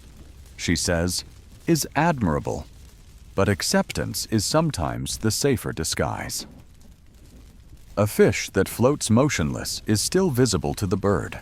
She quotes, voice crisp. You nod, parsing the layer beneath. Accept some gifts, just innocuous ones, to muddy the waters. She presses a pouch of candied lotus seed into your palm. Monastic fare, impossible to tamper with without leaving syrupy fingerprints. Leave the pouch half open on your table, she advises, so whoever inventories your chambers can report a rumor they feel clever discovering. That evening, you do as she instructs. The next morning, a record appears in the daily ledger of provisions companion received lotus sweets. Quantity unremarkable. The line seems mundane, but it carries weight proof that you, too, can be courted, tethered, catalogued. Paradoxically, that note slows the swirl around you. Unnamed patrons retreat. Meals arrive hot again. The palace prefers intrigue it can chart. Yet calm is only ever provisional. A week later, thunderheads bruise the sky, and the Bureau of Rites announces a surprise moon viewing recital to honor an auspicious alignment of stars. The roster lists you as lead reader of a new poem, one you haven't composed. The posting is public. Declining would signal arrogance, but accepting means unveiling a poem no rival has vetted for hidden political edges. Panic flickers in your gut. Composing safe verse is easy. Composing safe verse that still enchants the emperor is a knife edge. You retreat to your desk, read pattern screen shielding you from passing eyes, and write through the storm until dawn pinks the clouds. Your final draft tells of a water wheel turning grain to flour simple, cyclical, eternally useful. No metaphors for rebellion, no images of drowning kings. You lace the phrases with gentle internal rhyme, enough music to charm, not enough to linger in ears as a slogan. Before sealing it, you copy a second version with a deliberate flaw and extra stroke that transforms the character for harvest into revenge. This decoy you leave, unguarded, in the scholars' hall where scribes gossip like sparrows. By lunchtime, whispers surge that you plan to recite subversive poetry. At sunset, a censor intercepts your steward, demanding the manuscript. He receives the flawed version. Overnight, rumor spikes, then collapses when officials compare it to the clean copy you present at final rehearsal. The scandal deflates with a hiss, and the censors, embarrassed by their haste, retreat into paperwork. You've shown your claws without drawing blood, another quiet victory. The recital itself unfurls beneath a lantern moon so bright the marble gleams milk white. You read your lines, voice steady, letting each syllable float like husked grain on water. Halfway through, you catch the emperor leaning forward. Palms open on his knees, a posture palace guides call, listening like dragon drinks dew. When you finish, he signals approval with a tilt of his tea bowl. Tiny porcelain gesture. Enormous repercussion the next morning. You're granted an ivory writing set and a slim raise in stipend. But nothing in the Forbidden City is free. Hours after the gift arrives, a fellow companion, Mei Ling, famed for her embroidery, collapses in the corridor outside the silk storeroom, her right hand trembling like wind-struck bamboo. A physician claims overwork, yet you see terror in her eyes. Later, she confesses someone left a scrap of ruined silk on her pillow, thread slashed into the symbol for useless. You trace the pattern, recognize the extra stroke revenge mirroring your decoy poem. Whoever planted that scrap wants you to know your tactics are visible, your victories contested. You could confront Mei Ling's attacker, but palace justice is a snare. Instead, you deliver a roll of premium silk and a note praising her past iris blossom embroidery. Then petition the Bureau of Garments to commission her for a new ceremonial banner. The request costs half your stipend increase, but binds Mei Ling's recovery to your own reputation. Harming her further would now injure the Emperor's banner. The move radiates confidence, and more importantly, it redistributes risk. Late summer tilts toward autumn, one dawn, while mist still veils the lotus pond. The infirmary eunuch taps your pulse and frowns in a kindly way, and orders blood tonic soup rich with jujube. Nausea flutters your gut afterward, and for a breath-long beat, the room spins amber and gold. He notes the reaction calmly. You've studied enough medical scrolls to read between lines dizziness, color changes. Tonic prescription first markers scribes use when pregnancy is possible, but fragile. No announcement will come until moon cycles confirm. Yet already the palace's gears begin to turn. Silk weavers draft new color palettes for maternity robes. Astrologers compute birth signs. With each gears grinding, risk compounds like interest. That night, Princess Jingxiu sends a folded crane of rose-red paper, wings inscribed with a single proverb. When the tide lifts, anchor or drift. You smooth the edges, feeling the future swell like moon-dragged water beneath a boat too thin for safety, yet too strong to sink. You anchor for now, steeling your mind for the coming pull of tides that promise to lift you into new constellations of favor and danger. Beyond the lattice, a chorus of frogs rehearses autumn's overture, their rhythm steady. Patient reeds in another voice reminding you that storms pass, waters recede, but roots, if flexible, survive to send up green shoots again. You spend the next 3 mornings pretending the world still moves at its usual pace, even though every breath tells you it doesn't.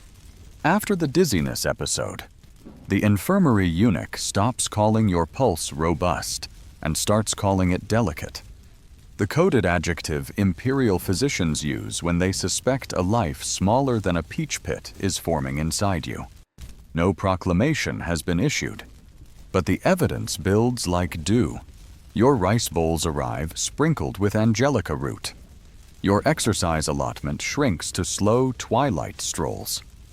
And silk dyers deliver a roll of palest yellow tradition's buffer color for concubines hovering between hopeful and confirmed. You learn that hope is immediately rationed. A matron from the Bureau of Inner Stability teaches you the 2-step silence first. Press your palm below the navel to acknowledge the possibility. Second, shorten your stride so the palace can observe your caution.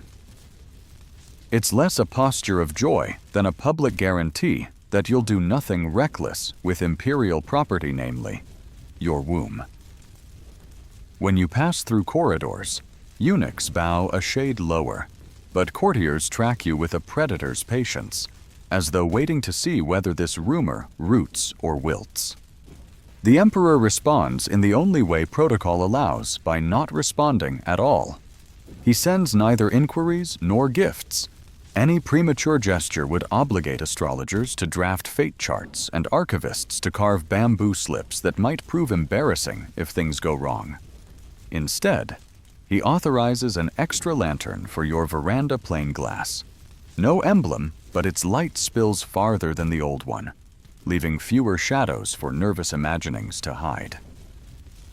You drift to sleep in a room twice as bright and half as restful, hearing your own heartbeat and wondering whether 2 heartbeats now pulse inside the same cage of bone. On the 5th dawn, the infirmary eunuch returns with a cedar box sealed in vermilion wax. Inside lies a sliver of polished jade shaped like a crescent seed. He places it on your tongue, explaining in soft court dialect that jade supposedly harmonizes womb vibrations. The charm tastes of stone and old riverbeds. You swallow, feeling absurd and oddly comforted superstition. Yes, but also a ritual older than the dynasty itself, shared by generations of women who survived or failed by the same fragile chance. Moments later, a scribe documents the dosage, and you realize the empire will now inventory every swallow you take. Jealousies sharpen accordingly. A favored consort. Lady Suyin, renowned for her garden of night-blooming lilies, sends you a lacquer box of honey cakes to ease morning queasiness. You decline politely, citing the physician's bland diet order. She smiles too widely, as though relieved you didn't test them for poison. That afternoon, rumors claim Suyin's lilies have been wilting. By dusk, someone suggests she wept in the emperor's study, begging for an herbalist to revive them. Whether any of that is fact hardly matters. What matters is that talk of wilting lilies now parallels talk of your budding fruit. And metaphors once set loose rarely stay in their intended garden. You double the layers of vigilance. Before sipping tea, you let steam touch a silver needle. If tarnish appears, arsenic might lurk. Bathwater is drawn from sealed cisterns. Even your maids, vetted through 3 levels of ancestry scrolls, rotate in shorter shifts so no single hand lingers long enough to tamper with combs or creams. Every safeguard feels necessary, yet each one underscores how vulnerable you have become. A month ago, danger threatened your standing. Now it threatens a being whose very cells echo the Emperor's. That bloodline grants prestige, but it's also a glittering target. Then, without warning, the bleeding starts no crimson torrent, just a few russet petals of blood on winter-white linens. Time fractures into the before and after of that stain. Matron healers descend, pressing poultices of mugwort and knotweed to your abdomen while chanting formulas that sound equal parts prayer and bargain. The infirmary eunuch draws 3 vials of blood, eyes darting like a sparrow counting gusts. You lie still, holding breath, convinced movement might topple everything. Night stretches into a silent negotiation between your body and fate, punctuated only by the slow drip of sesame oil lamps. At dawn, the bleeding stops. By noon, a midwife announces that transient disharmony has passed and the pulse within remains resilient. Relief unspools through you like silk. Yet caution tightens right behind it. You have glimpsed how quickly privilege can dissolve into a red blot. The court sees it too. That evening, an Imperial decree arrives upgrading your status from companion of the 7th rank to talented lady. A subtle yet significant promotion that grants 3 additional maids and a stipend increase earmarked for prenatal tonics. The decree is read aloud in the Hall of Prolonged Spring, where concubines gather daily. Some applaud dutifully, others lower eyes to hide the arithmetic of envy swirling behind lashes. With promotion comes a new chamber overlooking a cloistered plum garden. Branches bend low, heavy with green fruit that will ripen by year's end, an omen the palace interprets differently depending on who's watching. You choose to see persistence plums surviving summer storms to sweeten in frost. The Emperor pays a formal visit, bringing no gifts except his presence. He inquires about cravings, on impulse. You mention the kitchen's lotus root broth, simple, nourishing, uncontroversial. He orders vats prepared nightly until further notice, then leaves before conversation veers intimate. The brevity reassures you. Distance can be armor when predators lurk beyond ornamental railings. Days settle into a fragile circuit. Morning prayers at the Jade Buddha niche, gentle calisthenics beside the pond, an hour copying sutras recommended to calm fetal spirit. Afternoon rest while eunuchs fan sandalwood smoke through vents to mask the musk of medicinal herbs. You discover that pregnancy inside palace walls feels like holding an egg on a drum skin. The surface vibrates with every rumor, every shift of favor, and your task is to keep the shell from rolling off. Still, unexpected kindness slips in. The zither girl whose strings once snapped now practices in the courtyard below your window, her melodies tuned to lullaby mode. Mei Ling sends swatches of sky blue silk embroidered with cranes, explaining that cranes symbolize longevity for both mother and child. Even Lady Su Yin, perhaps reminded by her wilting lilies of mortality's reach, dispatches a tiny porcelain frog said to protect unborn infants from nightmares. You anchor each gesture like a stitch in netting, trusting small cords of goodwill to catch you if larger supports fail. Month 2 passes, then month 3. The infirmary eunuch finally pronounces the pregnancy established. His voice, usually a monotone ledger, carries a flicker of pride. The palace credits itself for every successful gestation. Official artisans carve a jade plaque bearing your new honorific, mother-to-be of auspicious promise, and mount it outside your chamber. The plaque gleams like early ice and feels just as slippery. One fall, and your title could fracture into shards too sharp to gather. On the night the plaque is hung, you dream of reeds again. But this time, they're not bending, they're weaving. braiding themselves into a basket cradle that floats along moonlit water. Inside lies an infant wrapped in lapis blue cloth, clutching the missing hairpin now shining like a scepter. As the cradle drifts toward a gate of jade mist, frogs croak warnings in voices that sound like Princess Jingxiu.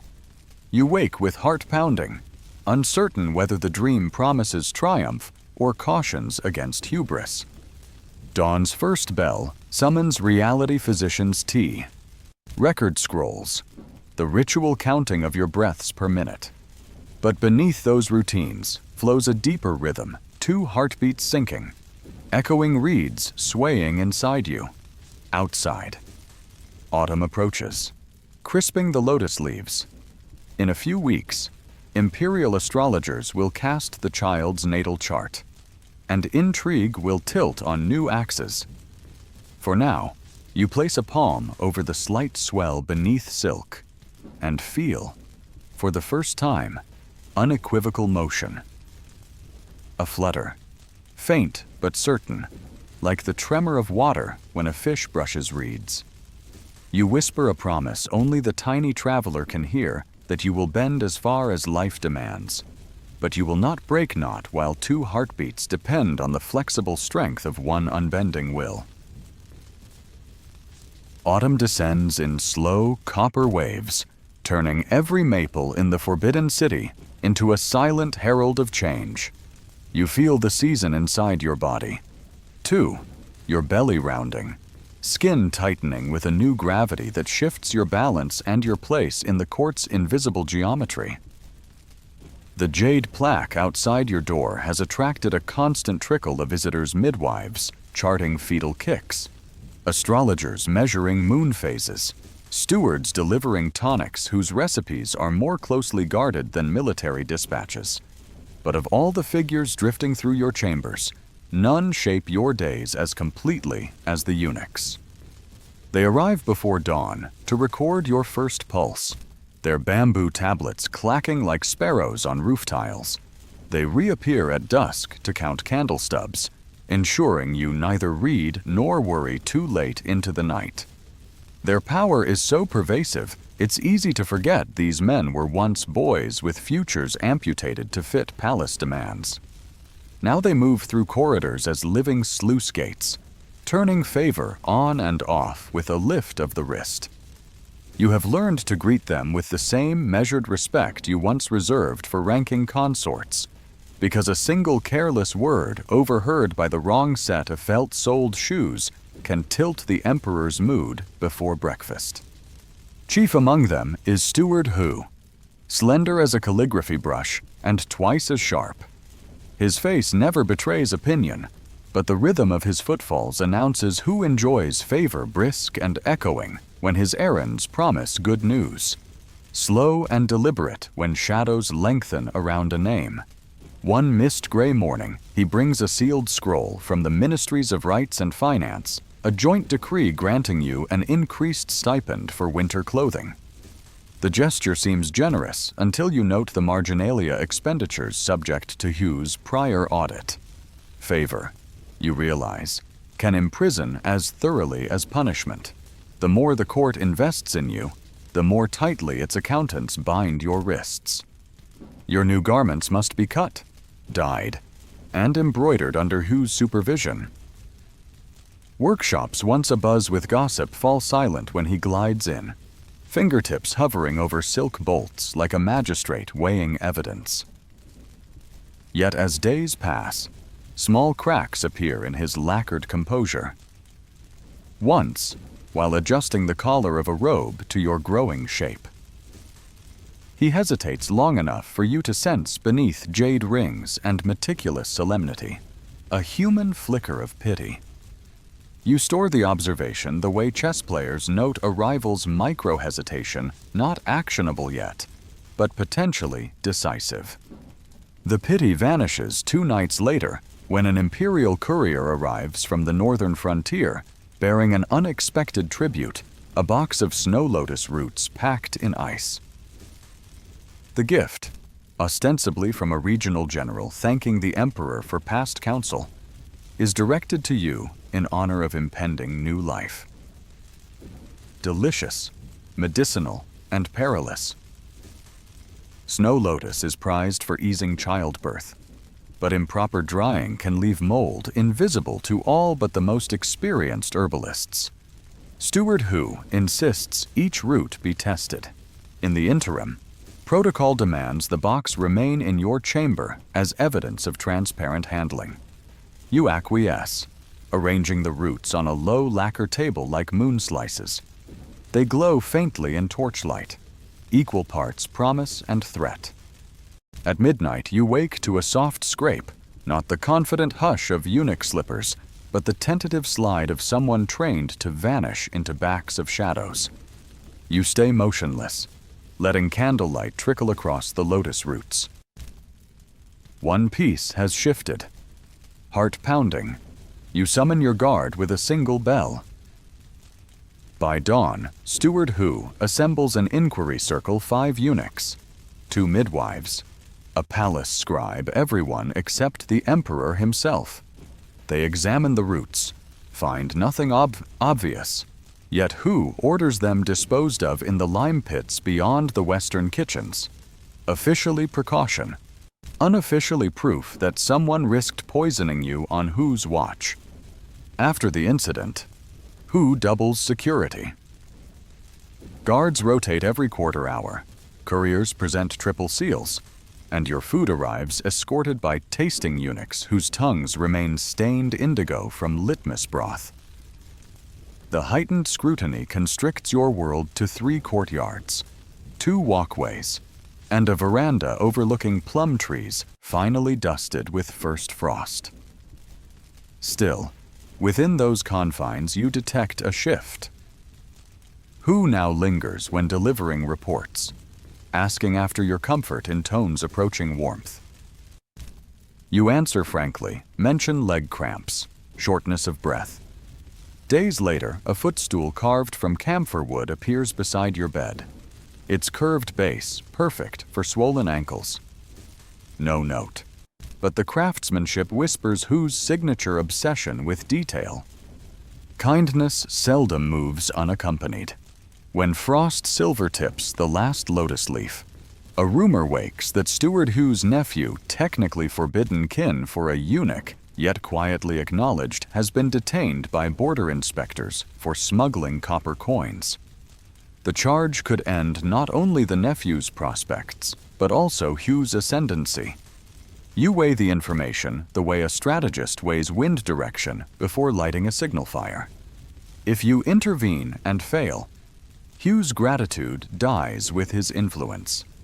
If you succeed, you gain an ally who controls the pipes through which palace information flows.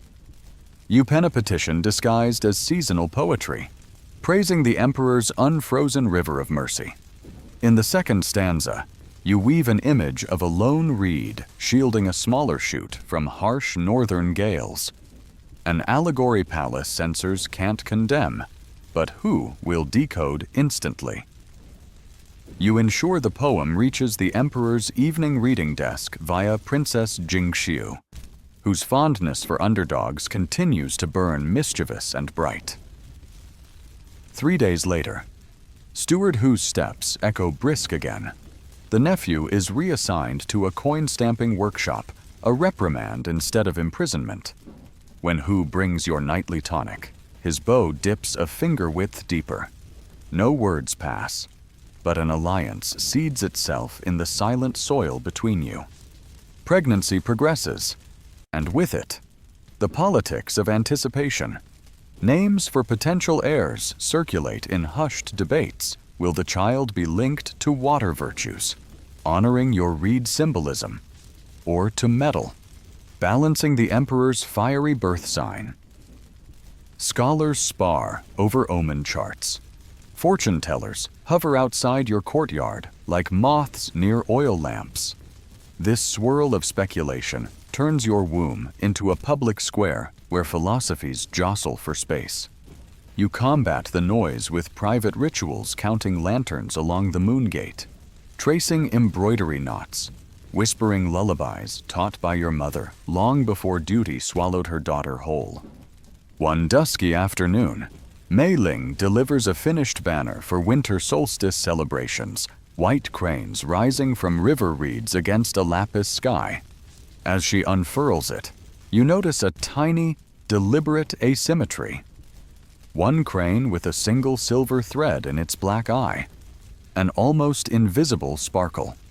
In court symbolism, a glint in the eye means vigilance. You smile, understanding the message, watch everything, trust few. Steward Hu admires the banner, requests it for inspection, and returns it untouched. He, too, has seen the glint. He allows it to remain. When the first snowfall dusts the roof tiles, the infirmary eunuch pronounces you 7 months along and in serene alignment. He prescribes resting in a warmed sunroom where orange trees release slow, fragrant heat. You sit, palms circling your belly, listening to muffled city bells beyond palace walls, marking the hour when commoners light evening fires. A kick presses against your ribs strong, insistent. You tap back, a code between you and the unseen. Outside. Steward Hu arranges lanterns to angle their glow so no shadow can pool near your doors. Princess Jingshu slips in with candied ginger and sly jokes. Mei Ling's banner catches drafts, cranes appearing to lift skyward. For a moment, hierarchy, intrigue, even fear recede, and you glimpse a possible future, a child toddling across vermilion stones, laughing at falling snow, unaware of the pacts and perils that cleared that path. You vow quiet as frost forming on plum buds to keep clearing it, reed strong, flexible, and rooted in every silent pact you've sown with sisters in silk, with princes of rumor, with the eunuch who polices your lantern but now ensures its oil is ever full. The palace may script your movements, but each alliance, each measured kindness, is a line you've written yourself, weaving a narrative sturdy enough to cradle the new heartbeat that drums steadily beneath your skin. Winter's first storm rolls over the Forbidden City the same week your son opens his eyes, lungs full of defiance, fingers curling around nothing but possibility. The birth should secure you in orbit around the Emperor's favor and heir. However distant in succession, is a living thread to the throne. For a brief, blazing month it does. Matrons bow so low their foreheads brush cedar. Courtiers kneel to present longevity scrolls, and Steward Hu's footsteps ricochet through halls like drums announcing triumph. Then the Emperor's older consort delivers a robust second son. Protocol scales the miracle one prince raises a woman. 2 demote everyone else to convenient redundancy. Your jade plaque remains on its hook, but its polish dulls under a film of palace dust no attendant rushes to wipe away. Hugh's shoes still whisk past your threshold, yet his errands feel subdued as though the channels he governs no longer end at your door. The first material sign is fabric. Spring seamstress allocation lists arrive, ranking recipients by silk weight and embroidery quota. Your name once sat snug between mid-consort and princess. Now it migrates downward, stalled beside attendants who seasonally mend canopy curtains. You touch the parchment, sensing your status bleeding through fibers like rain through paper walls. When bolts of cloth finally reach your work table, they're plain hemp dyed a respectable gray no-reed pattern, no lapis thread. Food follows fabric. Breakfast trays shrink from stewed pears and rice milk to congee dotted with one lonely jujube. At lunch, your bowl of snow-flecked fish arrives lukewarm. When you lift the lid, steam drifts out in a pattern resembling retreat.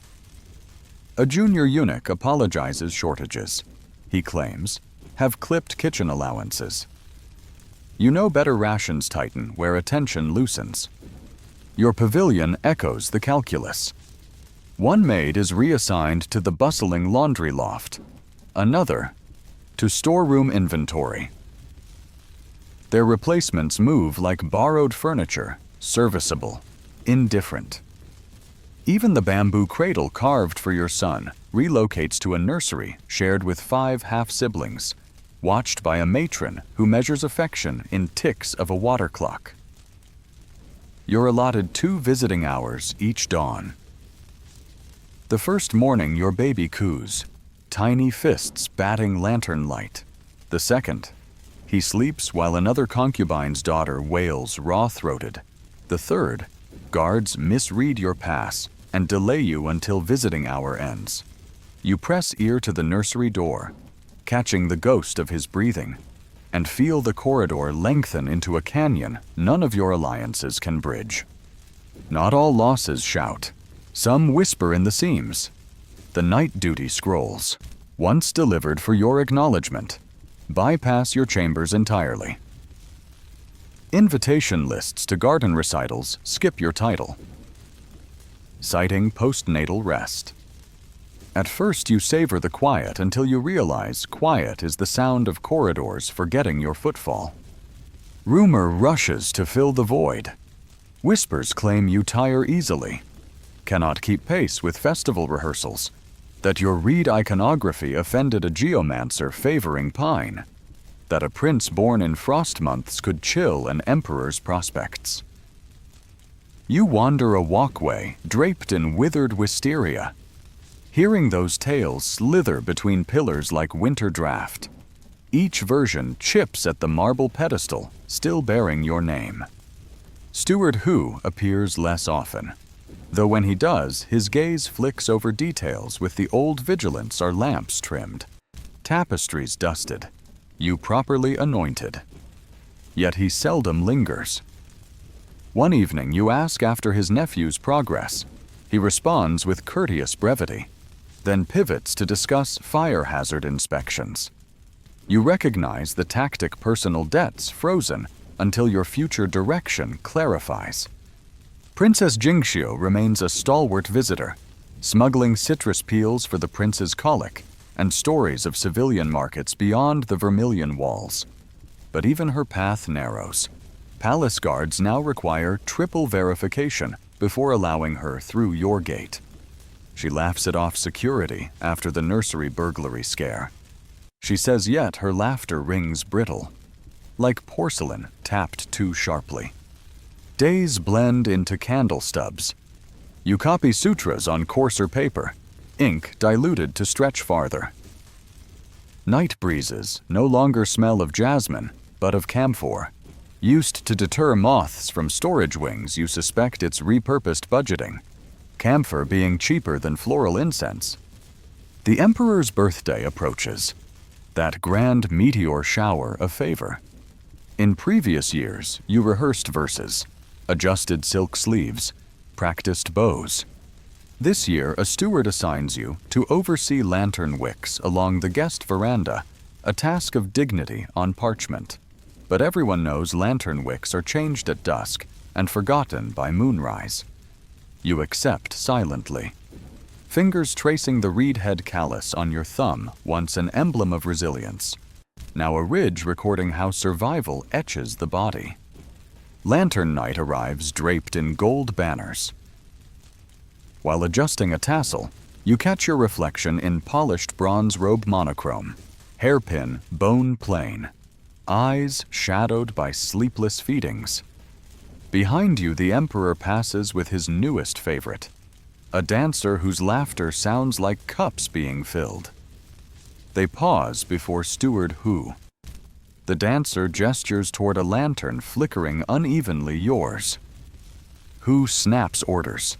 A eunuch scurries to relight it. Their silhouettes move on, yet the ember of embarrassment brands the air. Next morning, an edict temporarily relocates you to the quiet willow quarters, a wing bordering the outer gardens, favored by retirees and reprimanded scholars. Your belongings are moved while you nurse your son, one hand cradling the child. the other signing transfer scrolls. The jade plaque does not travel. Protocol dictates new titles be requisitioned by your supervising steward, an act that can stall indefinitely. Quiet Willow lives up to its name. Wind sighs through lattice gaps, carrying scents of loam and distant kitchens. Twilight there feels like a page only half illuminated, safe from scrutiny, yet starved of relevance. You find advantages: fewer eyes, gentler schedules, freedom to read scrolls without constant interruption. Princess Jingshu visits under pretense of botanical sketching, smears ink rabbits on your son's swaddling cloth, and whispers court updates the dancer's ascent. Suyin's lilies and flourishing again. Hu lobbying for fire safety reforms that will require lantern inspections by a new committee, not you. Invisibility, you discover, is both exile and cloak. Without daily courtiers orbiting your threshold, you gain space to teach Mei Ling's crane eye stitch to junior seamstresses hungry for mastery. They call you Lady Reed behind closed doors, half affection, half reminder of that once lauded emblem. You write lullabies on scrap silk and tuck them into your son's cradle words the palace archivists won't preserve but wind might carry. Yet erasure creeps. The prince's visits shorten. His matron clicks her tongue when you linger, citing routine. The reed garden outside your window withers from frost. No gardener assigned. You craft miniature reed boats from dried stalks and float them in the drainage rill, a private festival of memory. Watching them bob away, you feel the palace's slow, methodical forgetting. First your colors, then your name in daily ledgers, finally your presence itself, until you are background texture cloth on wall, stone in path. Still, stone records footprints. One dusk. Steward Hu approaches unannounced, cloak dusted with maple seeds. He inspects your sparsely lit veranda, notes the reed boats stranded against a grate, and offers a small package, a single bolt of lapis silk. Surplus, he claims. You untie it, finding embroiderer's chalk lines already marking reed patterns. Hu inclines his head just enough to suggest unfinished business. Favor ebbs, he implies. But currents shift. Lantern committees falter. Generals misfile tributes. Princes grow. Stones underwater, he murmurs, referencing a proverb: unseen foundation shapes the river's course. Then he leaves. Footsteps neither brisk nor slow, a tempo reserved for plots still unfurling. You press the silk against your palm. Its hue recalls night water catching moon shards, the exact color of the missing hairpin once wedged into your doorframe. You realize someone may be Hu, maybe Jingshu, maybe a seamstress whose name never reaches ledgers believes your relevance can return on a tide yet uncharted. Or perhaps they simply respect how reeds regreen after floods. Either way, the cloth is promise. You close your fingers, feeling life stir in the nursery beyond garden walls, and vow to stitch roots into forgotten soil. If the Empire insists on slowly painting you out, you will rewrite yourself in threads too tangled to pull free, shade by shade returning color to a place that thought it could freeze you gray. You run the lapis silk through your fingers until its chill matches your pulse, and an idea unfurls with the fabric's shimmer. If the court will not invite your presence, you will weave it back into their vision thread by thread. You begin by asking the junior seamstresses, those hungry for skill and stories, to meet after lantern lighting, ostensibly to practice crane eye stitching. They arrive with pincushions concealed in sleeves, eager for any lesson that might lift them from mending linens to embroidering Imperial banners. Under quiet willow's creaking beams, you spread the bolt across a low table and explain its destiny, a prayer mat for the Temple of Ancestral Virtues, scheduled to receive new offerings at the upcoming spring equinox rites. They gasp. Temple textiles usually originate in the high workshops. You smile, acknowledging the risk. But you also point out the mat's pattern, a field of reeds bending toward a disk of rising sun, matches the equinox theme of renewal. If the finished piece reaches the temple before inspectors notice its provenance, it will sit at the heart of the ceremony, unavoidable, undeniable. And once the emperor kneels on a symbol everyone associates with you, even the thickest dust cannot hide your relevance. The plan requires 3 layers of secrecy.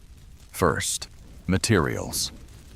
Steward Hu slips you extra skeins of silver gilt thread, marking the delivery for lantern maintenance. Second, labor schedules. Mei Ling rearranges the junior seamstress's assignments so their absence coincides with laundry rotations, leaving no suspicious gaps. Third, transport Princess Jingxiu volunteers to test the temple's acoustics for a musical prelude.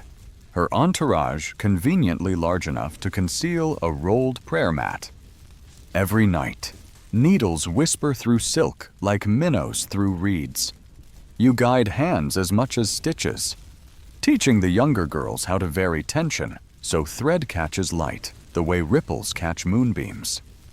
Between lessons, you share cautionary tales of poisoned sachets, of ambitions bloated too quickly, ensuring they understand the stakes. Their eyes widen, but their fingers never falter. In their diligence, you see reflections of yourself before quiet willow, before motherhood gnawed the edges of your sleep. You vow their futures will not depend solely on favors doled from thrones. 2 weeks before equinox, a summons arrives. You are to join a select group of concubines reciting sutras for the Empress's health. The invitation appears benign, yet timing suggests scrutiny.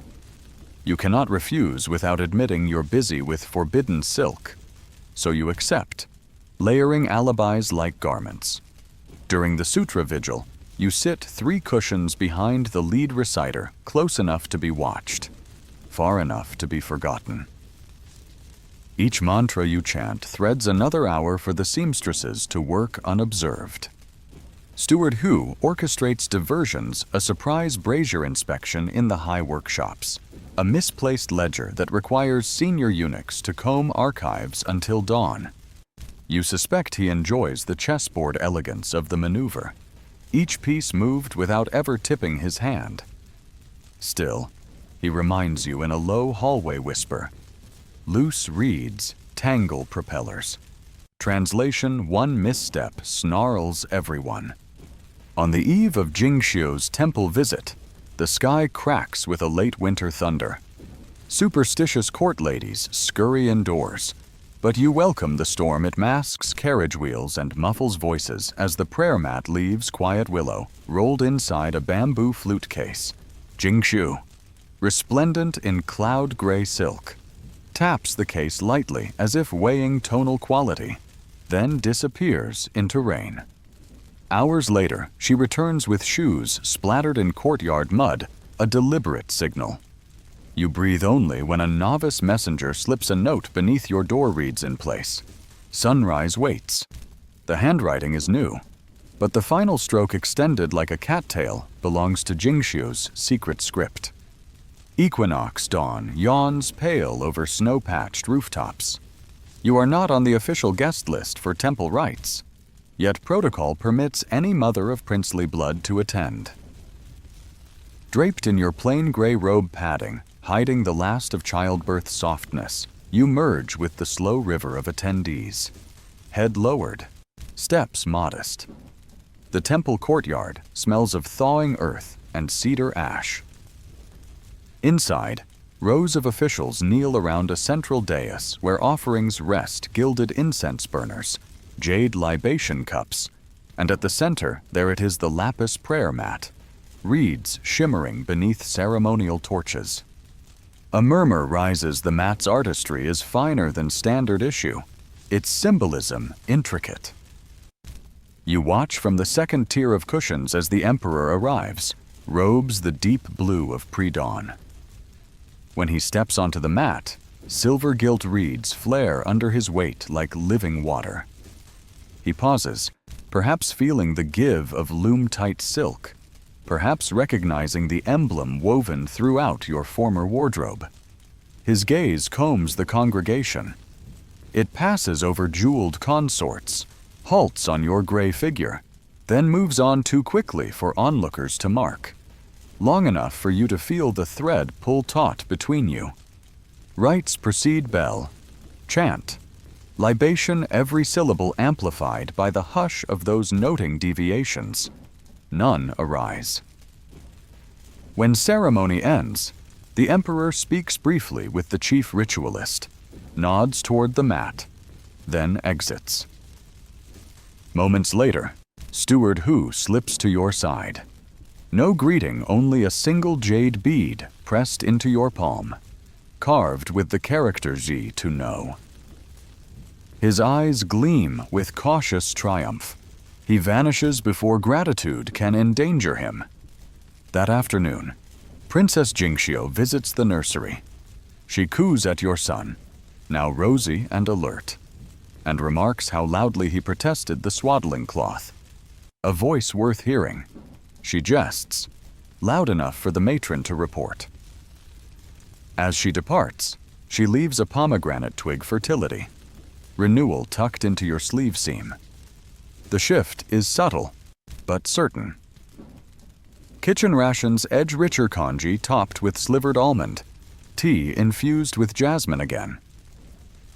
Fabric allocations arrive with one bolt of reed print silk sparingly, like a test.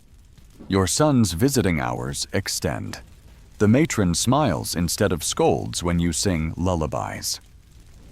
A courier delivers a sealed note from the Bureau of Artists, requesting your opinion on water imagery for a new mural in the Hall of Prolonged Spring. Influence, once siphoned, begins to drip back. You do not dance at the return, you inventory it. Every kindness logged, every improved ration weighed against risk, because you remember the lesson etched in lapis silk. The palace rewrites its loyalties daily. One ceremony reopens doors, but maintaining them requires constant, invisible stitching. Night settles over quiet willow, wind rattling branches like dice. You unroll a remnant of lapis cloth, fingers tracing places where junior seamstresses practiced crane-eye knots. Outside, guards pace slower, lantern light steady signs of peace, or at least pause. You whisper a promise to the dark that you will teach your son how reeds survive storms, how needles mend torn hems, how alliances, even with the lowliest needle girl or the most fastidious eunuch, can redirect rivers. Then you fold the silk, place it beside the jade bead, and close the chest. Tomorrow will spool new challenges, but tonight your handiwork cradles the memory of silver reeds under Imperial feet. Proof that invisibility is never total for those who know how to weave their story back into the pattern. Sunrise filters through quiet willow's latticed windows in ribbons of pearl, illuminating the fresh reed print bolt draped across your low table palace, recognition made tangible. With visibility restored, you feel the old currents of scrutiny swirl back, delicate yet insistent. Where praise appears, tests follow. Sure enough, an Imperial circular arrives at mid-mornings. A symposium on court music will convene in 5 days, and you are invited to offer informed commentary on the interplay of water motifs and ceremonial strings.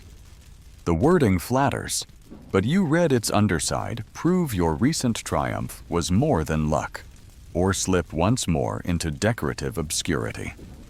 You answer not with immediate acceptance, but with questions subtle.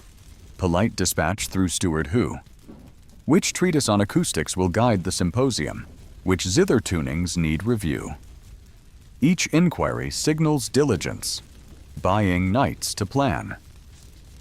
When you finally assent, the letter you send is an elegant brush sketch, a reed swaying beside a stanza about sound carrying farther over still water. It is quiet, competent, and devoid of flamboyance enough to reassure supervisors that you will enrich the gathering without eclipsing those whose status dwarfs yours. You have learned the sharpest blade in palace politics is a pleasing silence edged with preparedness. While scroll runners scurry, you cultivate more inconspicuous ground. Mei Ling's junior seamstresses bring their finished practice pieces, tiny squares of lapis and silver, to trade for critique. You praise sparingly, correcting tension here, suggesting an extra couching stitch there. Each whispered adjustment is a thread added to your invisible net. These young women circulate in storerooms and laundry lofts where gossip incubates. Their loyalty becomes a network of eyes that can sense tremors long before they break the surface. In parallel, you map corridors of influence among eunuchs, those unseen architects who choreograph lantern oil, incense blends, even timing of bell tolls. Steward Who quietly introduces you to his most trusted lieutenant, Lin, a soft-spoken man with a scar just visible at the hairline. Over cups of chrysanthemum tea, you discuss something as innocuous as candle soot discoloring mural pigments. Yet by the second cup, Lin offers to reroute incense deliveries, so your veranda will receive sandalwood, not the strong temple variety that stings, but the mellow blend thought to soothe infants. You understand the gesture for what it is, a handshake written in smoke. The symposium dawn arrives amber and crisp. Musicians uncoil zithers, lutes, and mouth organs across the lacquered stage, each polished wood surface reflecting sky like melted topaz. You take your seat in the second row, close enough to speak, not so close you appear to seek the emperor's ear. When discussion opens, you listen first, noting how a senior music master champions bright metallic strings to symbolize imperial authority, while a younger scholar advocates softer silk structures for meditative balance. Only after both have stated cases do you lean forward. Voice poised harmony. Majesty derives when water reflects the sun, neither dull nor blinding. You suggest alternating silk and metal strings, allowing reed-evoking tremolos to bridge the registers. The metaphor honors both elders and innovators. Courtiers murmur approval, and the emperor's expression flickers brief pleasure, swiftly neutral. You return to Quiet Willow unescorted, a quiet sign that no immediate reprimand awaits. After supper, Lin arrives with a single scroll stamped in cinnabar. Your recommendation has been adopted for the upcoming Moonlit Lotus concert. The scroll is followed by plum blossom sweets for the nursery and a discreet note from the music master requesting your thoughts on reed flutes when leisure allows. Victory here, however small, deepens your footing without raising your silhouette exactly the balance you seek. Your son, now steady enough to sit unassisted, becomes the quiet core of each dusk. Matron rules still limit your hours, but Steward Who arranges for the child's wicker cradle to be carried beneath your plum veranda after midday naps. In this semi-public alcove, you can rock him while reading zither scores, lending the scene an appearance of dutiful study. Passers-by see a mother fulfilling scholarly assignments, not plotting influence. Yet plots continue, merely sotto voce. Lady Suyin's lilies bloom spectacularly this year, and rumors whisper she attributes their vigor to an alchemist's rare vermilion fertilizer. Some insinuate it contains minerals enhancing fertility, an oblique boast aimed at rivals who've borne no sons. You cannot afford direct rivalry. Instead, You ask Mei Ling for leftover crane eye threads tinted with saffron.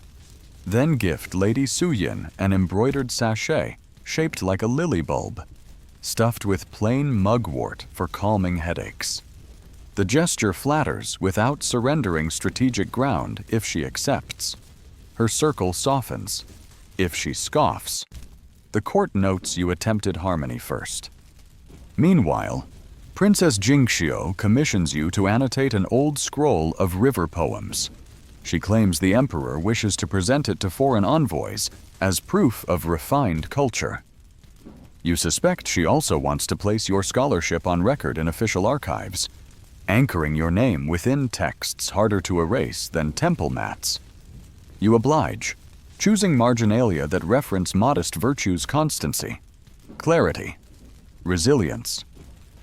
Every brushstroke plants another reed by palace rivers, its roots hooking quietly into the banks. Winter slips toward the Lunar New Year, and with it comes the Lantern Review, a midnight procession where concubines display handcrafted lanterns along the Vermilion Way. In prior seasons, you tended wicks. This year, your assignment is ambiguous, neither mandated nor forbidden. You interpret the gap as permission to contribute unobtrusively. With help from the junior seamstresses, you fashion a small globe of lapis silk stretched over reed ribs, inside which silver thread traces the palace skyline mirrored on stylized water. It is elegant, humble, and crucially labeled, crafted by attendant artisans under Quiet Willow's guidance, spreading credit like warmth among many.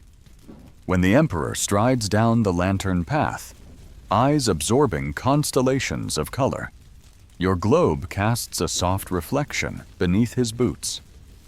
Water beneath authority, as your symposium metaphor foretold. He pauses only long enough to instruct a court painter to sketch the design for records. The pause is shorter than a breath, yet longer than a blink. And in that sliver of recognition, you feel threads tighten across the court's unseen loom. Rewards this time are measured a bolt of mid-quality azure for the cradle's eclipse canopy, a fresh delivery schedule ensuring sandalwood arrives without fail, an unspoken shift wherein guards at the nursery incline their heads a fraction deeper. Small acknowledgments, collectively potent. You remember the lesson of bulletins etched in dust remain pleasant, remain somewhat blurred, never eclipse the sun, yet always reflect its light. You coach junior seamstresses to do likewise excellence tempered with deference and exchange nods with eunuchs orchestrating the palace's daily opera. Let others chase the spotlight until it burns. You will settle for its gradient, for the spaces where influence slips like cool water around stones.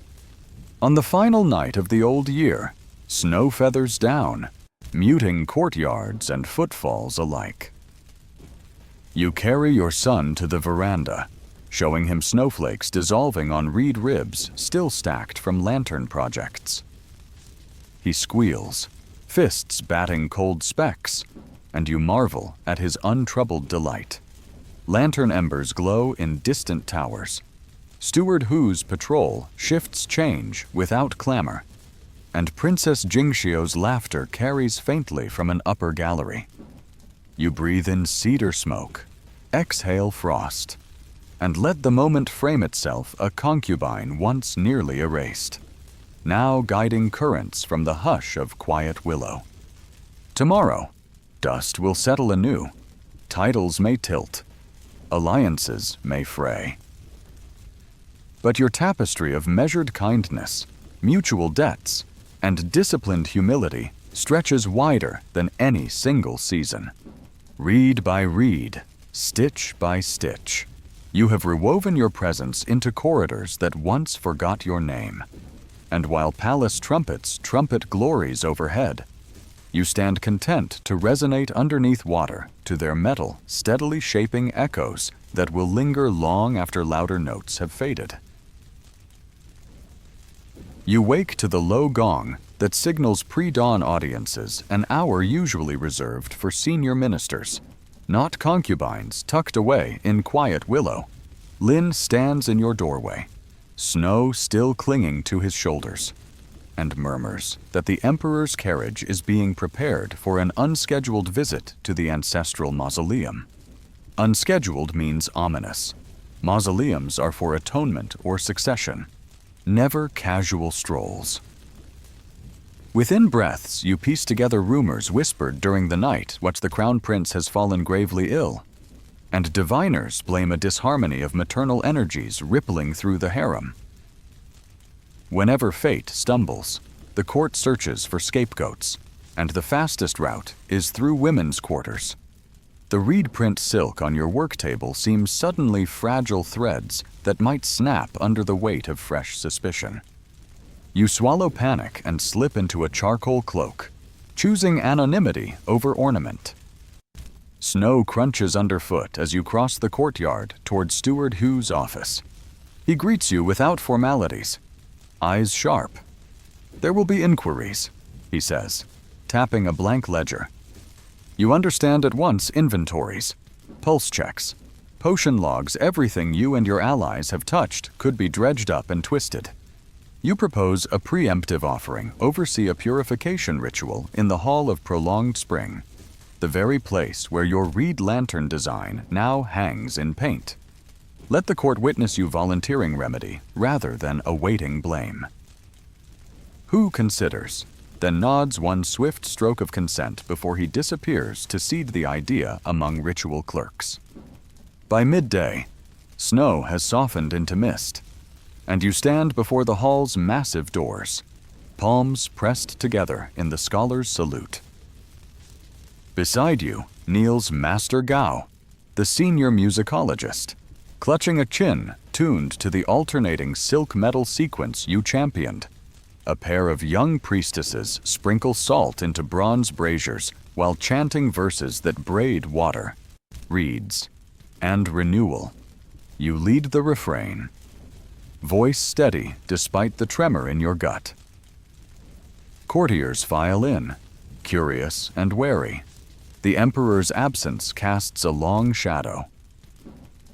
When the final chord fades, you recite a pledge: let the harmony of strings restore balance to all households, from the highest throne to the humblest cradle. The declaration is harmless on its face, yet layered with intent. If any investigator later asks what you contributed, they will find a public act of loyalty, witnessed by dozens. The next morning, Princess Jingshu arrives bearing news the Crown Prince's fever has broken. Physicians credit a rare preparation of snow lotus. Your earlier caution not to consume that gift now reemerges as providence, proving its purity. Whispers swirl that the reed water ceremony coincided with the turning point, and some courtiers insist the ritual's resonance helped align the prince's humors. You let the rumor breathe on its own. Nurturing it openly would reek of ambition, but resisting it would waste momentum. Yet victory breeds countercurrents. Lady Suyan's circle mutters that your influence rises too swiftly, and on the third night, a lacquered box appears at your door.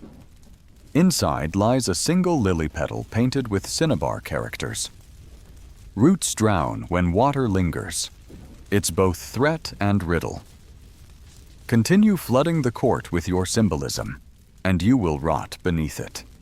You burn the petal over a sandalwood taper, letting ash fall into a porcelain dish. Then combine the gray flakes with reed pollen from Quiet Willow's garden. The mixture forms a muted gold pigment that you save for future embroidery, an alchemical reminder that even malice can be repurposed into adornment. Days stretch into quiet watchfulness. The Crown Prince recovers enough to appear at morning court, and the Emperor, relieved, announces a spring hunting excursion outside the city walls. He names you among the women to accompany the traveling pavilion, a rare privilege suggesting trust, but also a test leaving palace protection exposes inner court rivalries to open terrain. Steward Hu briefs you on field protocols, limited guard rotations, shared kitchens, makeshift nurseries for infants. You request that your son travel with you officially to promote maternal harmony, privately to keep him within your sight. Approval arrives, sealed with cinnabar and the Emperor's stylized dragon eye. The convoy rolls beyond Vermilion Gate at dawn, banners snapping in cold wind. Frost-silvered reeds flank the road, bowed under winter's last grip, nature's silent salute. In the movable nursery, your son gazes wide-eyed at passing countryside, gurgling at every jolt. By late afternoon, the encampment forms around a small lake, frozen at its shallows. Tents blossom like muted lotus petals, and cooks begin simmering broths scented with ginger and garlic. That evening, under a sky frosted with stars, the Emperor summons selected attendants to witness his marksmanship. Torches cast twin shadows of every guest, and you stand behind Emil Kricken, the protocol distance for women not of Empress rank. The Emperor draws a bow, releases, and the arrow splits a hanging reed target symbolism too pointed to miss. He laughs, turns toward the shadows, and remarks that reeds make fine targets because they bend yet hold center. The compliment, though couched in martial bravado, circles back to you. Neighboring nobles glance, recalculating their assessments. But progress rarely comes unchallenged. At dawn, commotion ripples through camp. A chest of ceremonial arrows is missing, and guards report footprints leading toward the women's pavilion. Women become suspects before the sun even clears the horizon. Eunuchs search tents, rifling through bedding. When they reach yours, Steward Hu intercepts, producing inventory scrolls showing your camp gear signed and sealed at midnight. Lin corroborates with guard rotation logs. The eunuchs retreat, mildly frustrated, and soon discover the arrows near Lady Suyin's supply wagon, half hidden beneath lily bulbs bound for the Emperor's garden. Whether sabotage or overzealous floral devotion, the incident shifts scrutiny away from you and tethers suspicion to Suyin's faction. You do not gloat. You soothe your son and offer camp cooks your stores of mugwort to flavor calming soup for everyone, Suyin included. Mercy can be more disarming than triumph. The hunt ends with an auspicious catch, a white-furred hare, deemed a lucky omen. On the return journey, Jingshu sits beside you in the carriage, sketching rolling hills. She notes how the Emperor's comment about reeds has already reached capital rumor mills, framing you as a model of pliant strength. She warns that such narratives can stiffen into caricature, stay too pliant, and people forget you have roots.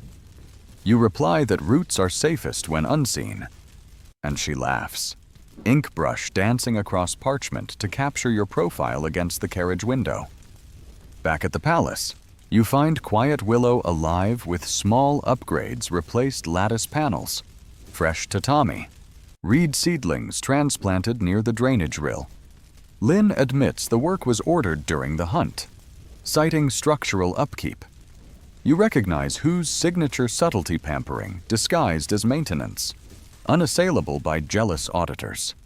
The seedlings sway in newborn spring air, and you kneel to pat soil around their bases, whispering encouragement as if to comrades. Your son's first birthday approaches, and with it, the formal naming ceremony. Protocol allows mothers to suggest virtue characters. You draft 3, each evoking water, adaptability, and quiet resilience.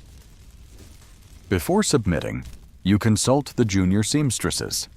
Letting them vote the act empowers voices usually excluded from state matters and binds their loyalty tighter.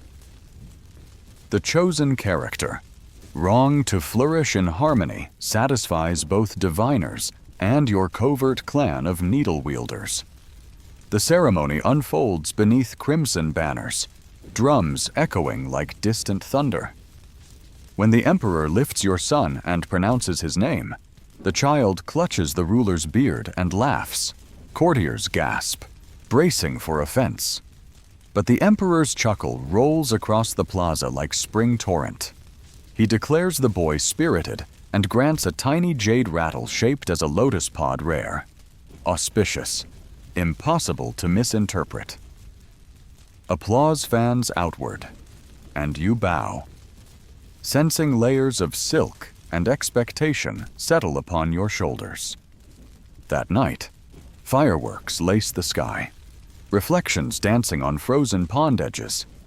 You stand on quiet Willow's veranda, sun cradled against your chest. Reed seedlings tremble under pyrotechnic bloom, yet remain upright. You tell him the story of those seedlings, how they were moved, watered, nearly crushed by boots of inattentive guards, but still rooted. His eyelids drift closed, breath warm on your collarbone. You look past lantern halos toward the palace spires, their silhouettes sharp against smoldering color, and realize that survival here is no longer your sole ambition. You aim to carve a corridor wide enough for him and perhaps others whose talent blooms in shadows to walk without fear of erasure. The fireworks fade, leaving a night hum of cicadas and distant laughter. You whisper a final vow into your son's dream-heavy hair, that you will keep weaving softness into places hardened by power. Will keep teaching needle girls to stitch stories into silk no censor can unpick. Will keep persuading torchbearers to angle their flames so even the smallest reed glints. Because the empire's grandeur thrives on spectacle, but its endurance depends on quiet things, roots spreading beneath stone, water cupping moonlight, a mother's hands guiding a young prince toward dawn. And though tomorrow's court drums may call you to bow again, tonight your spine is straight, your heart unshaken, your will tuned to the steady music of rivers flowing ever forward. As the lanterns of Imperial China fade from view and the palace corridors grow still, I hope this quiet journey through power, peril, and perseverance has lulled you toward the edge of sleep. Before you drift off, let me know in the comments which moment perhaps the whispered alliances, the reed-woven mat, or the newborn prince's laughter resonated with you most deeply. Your reflections guide future stories and help our growing, history-loving community stay connected, if you haven't already. Tap subscribe and like so you won't miss the next tale woven for Midnight Minds. Now settle under your own silk canopy. Feel the calm weight of the night settle in, and let the echoes of the Forbidden City wear you gently into dreams. Sleep well, and I'll meet you in the next story.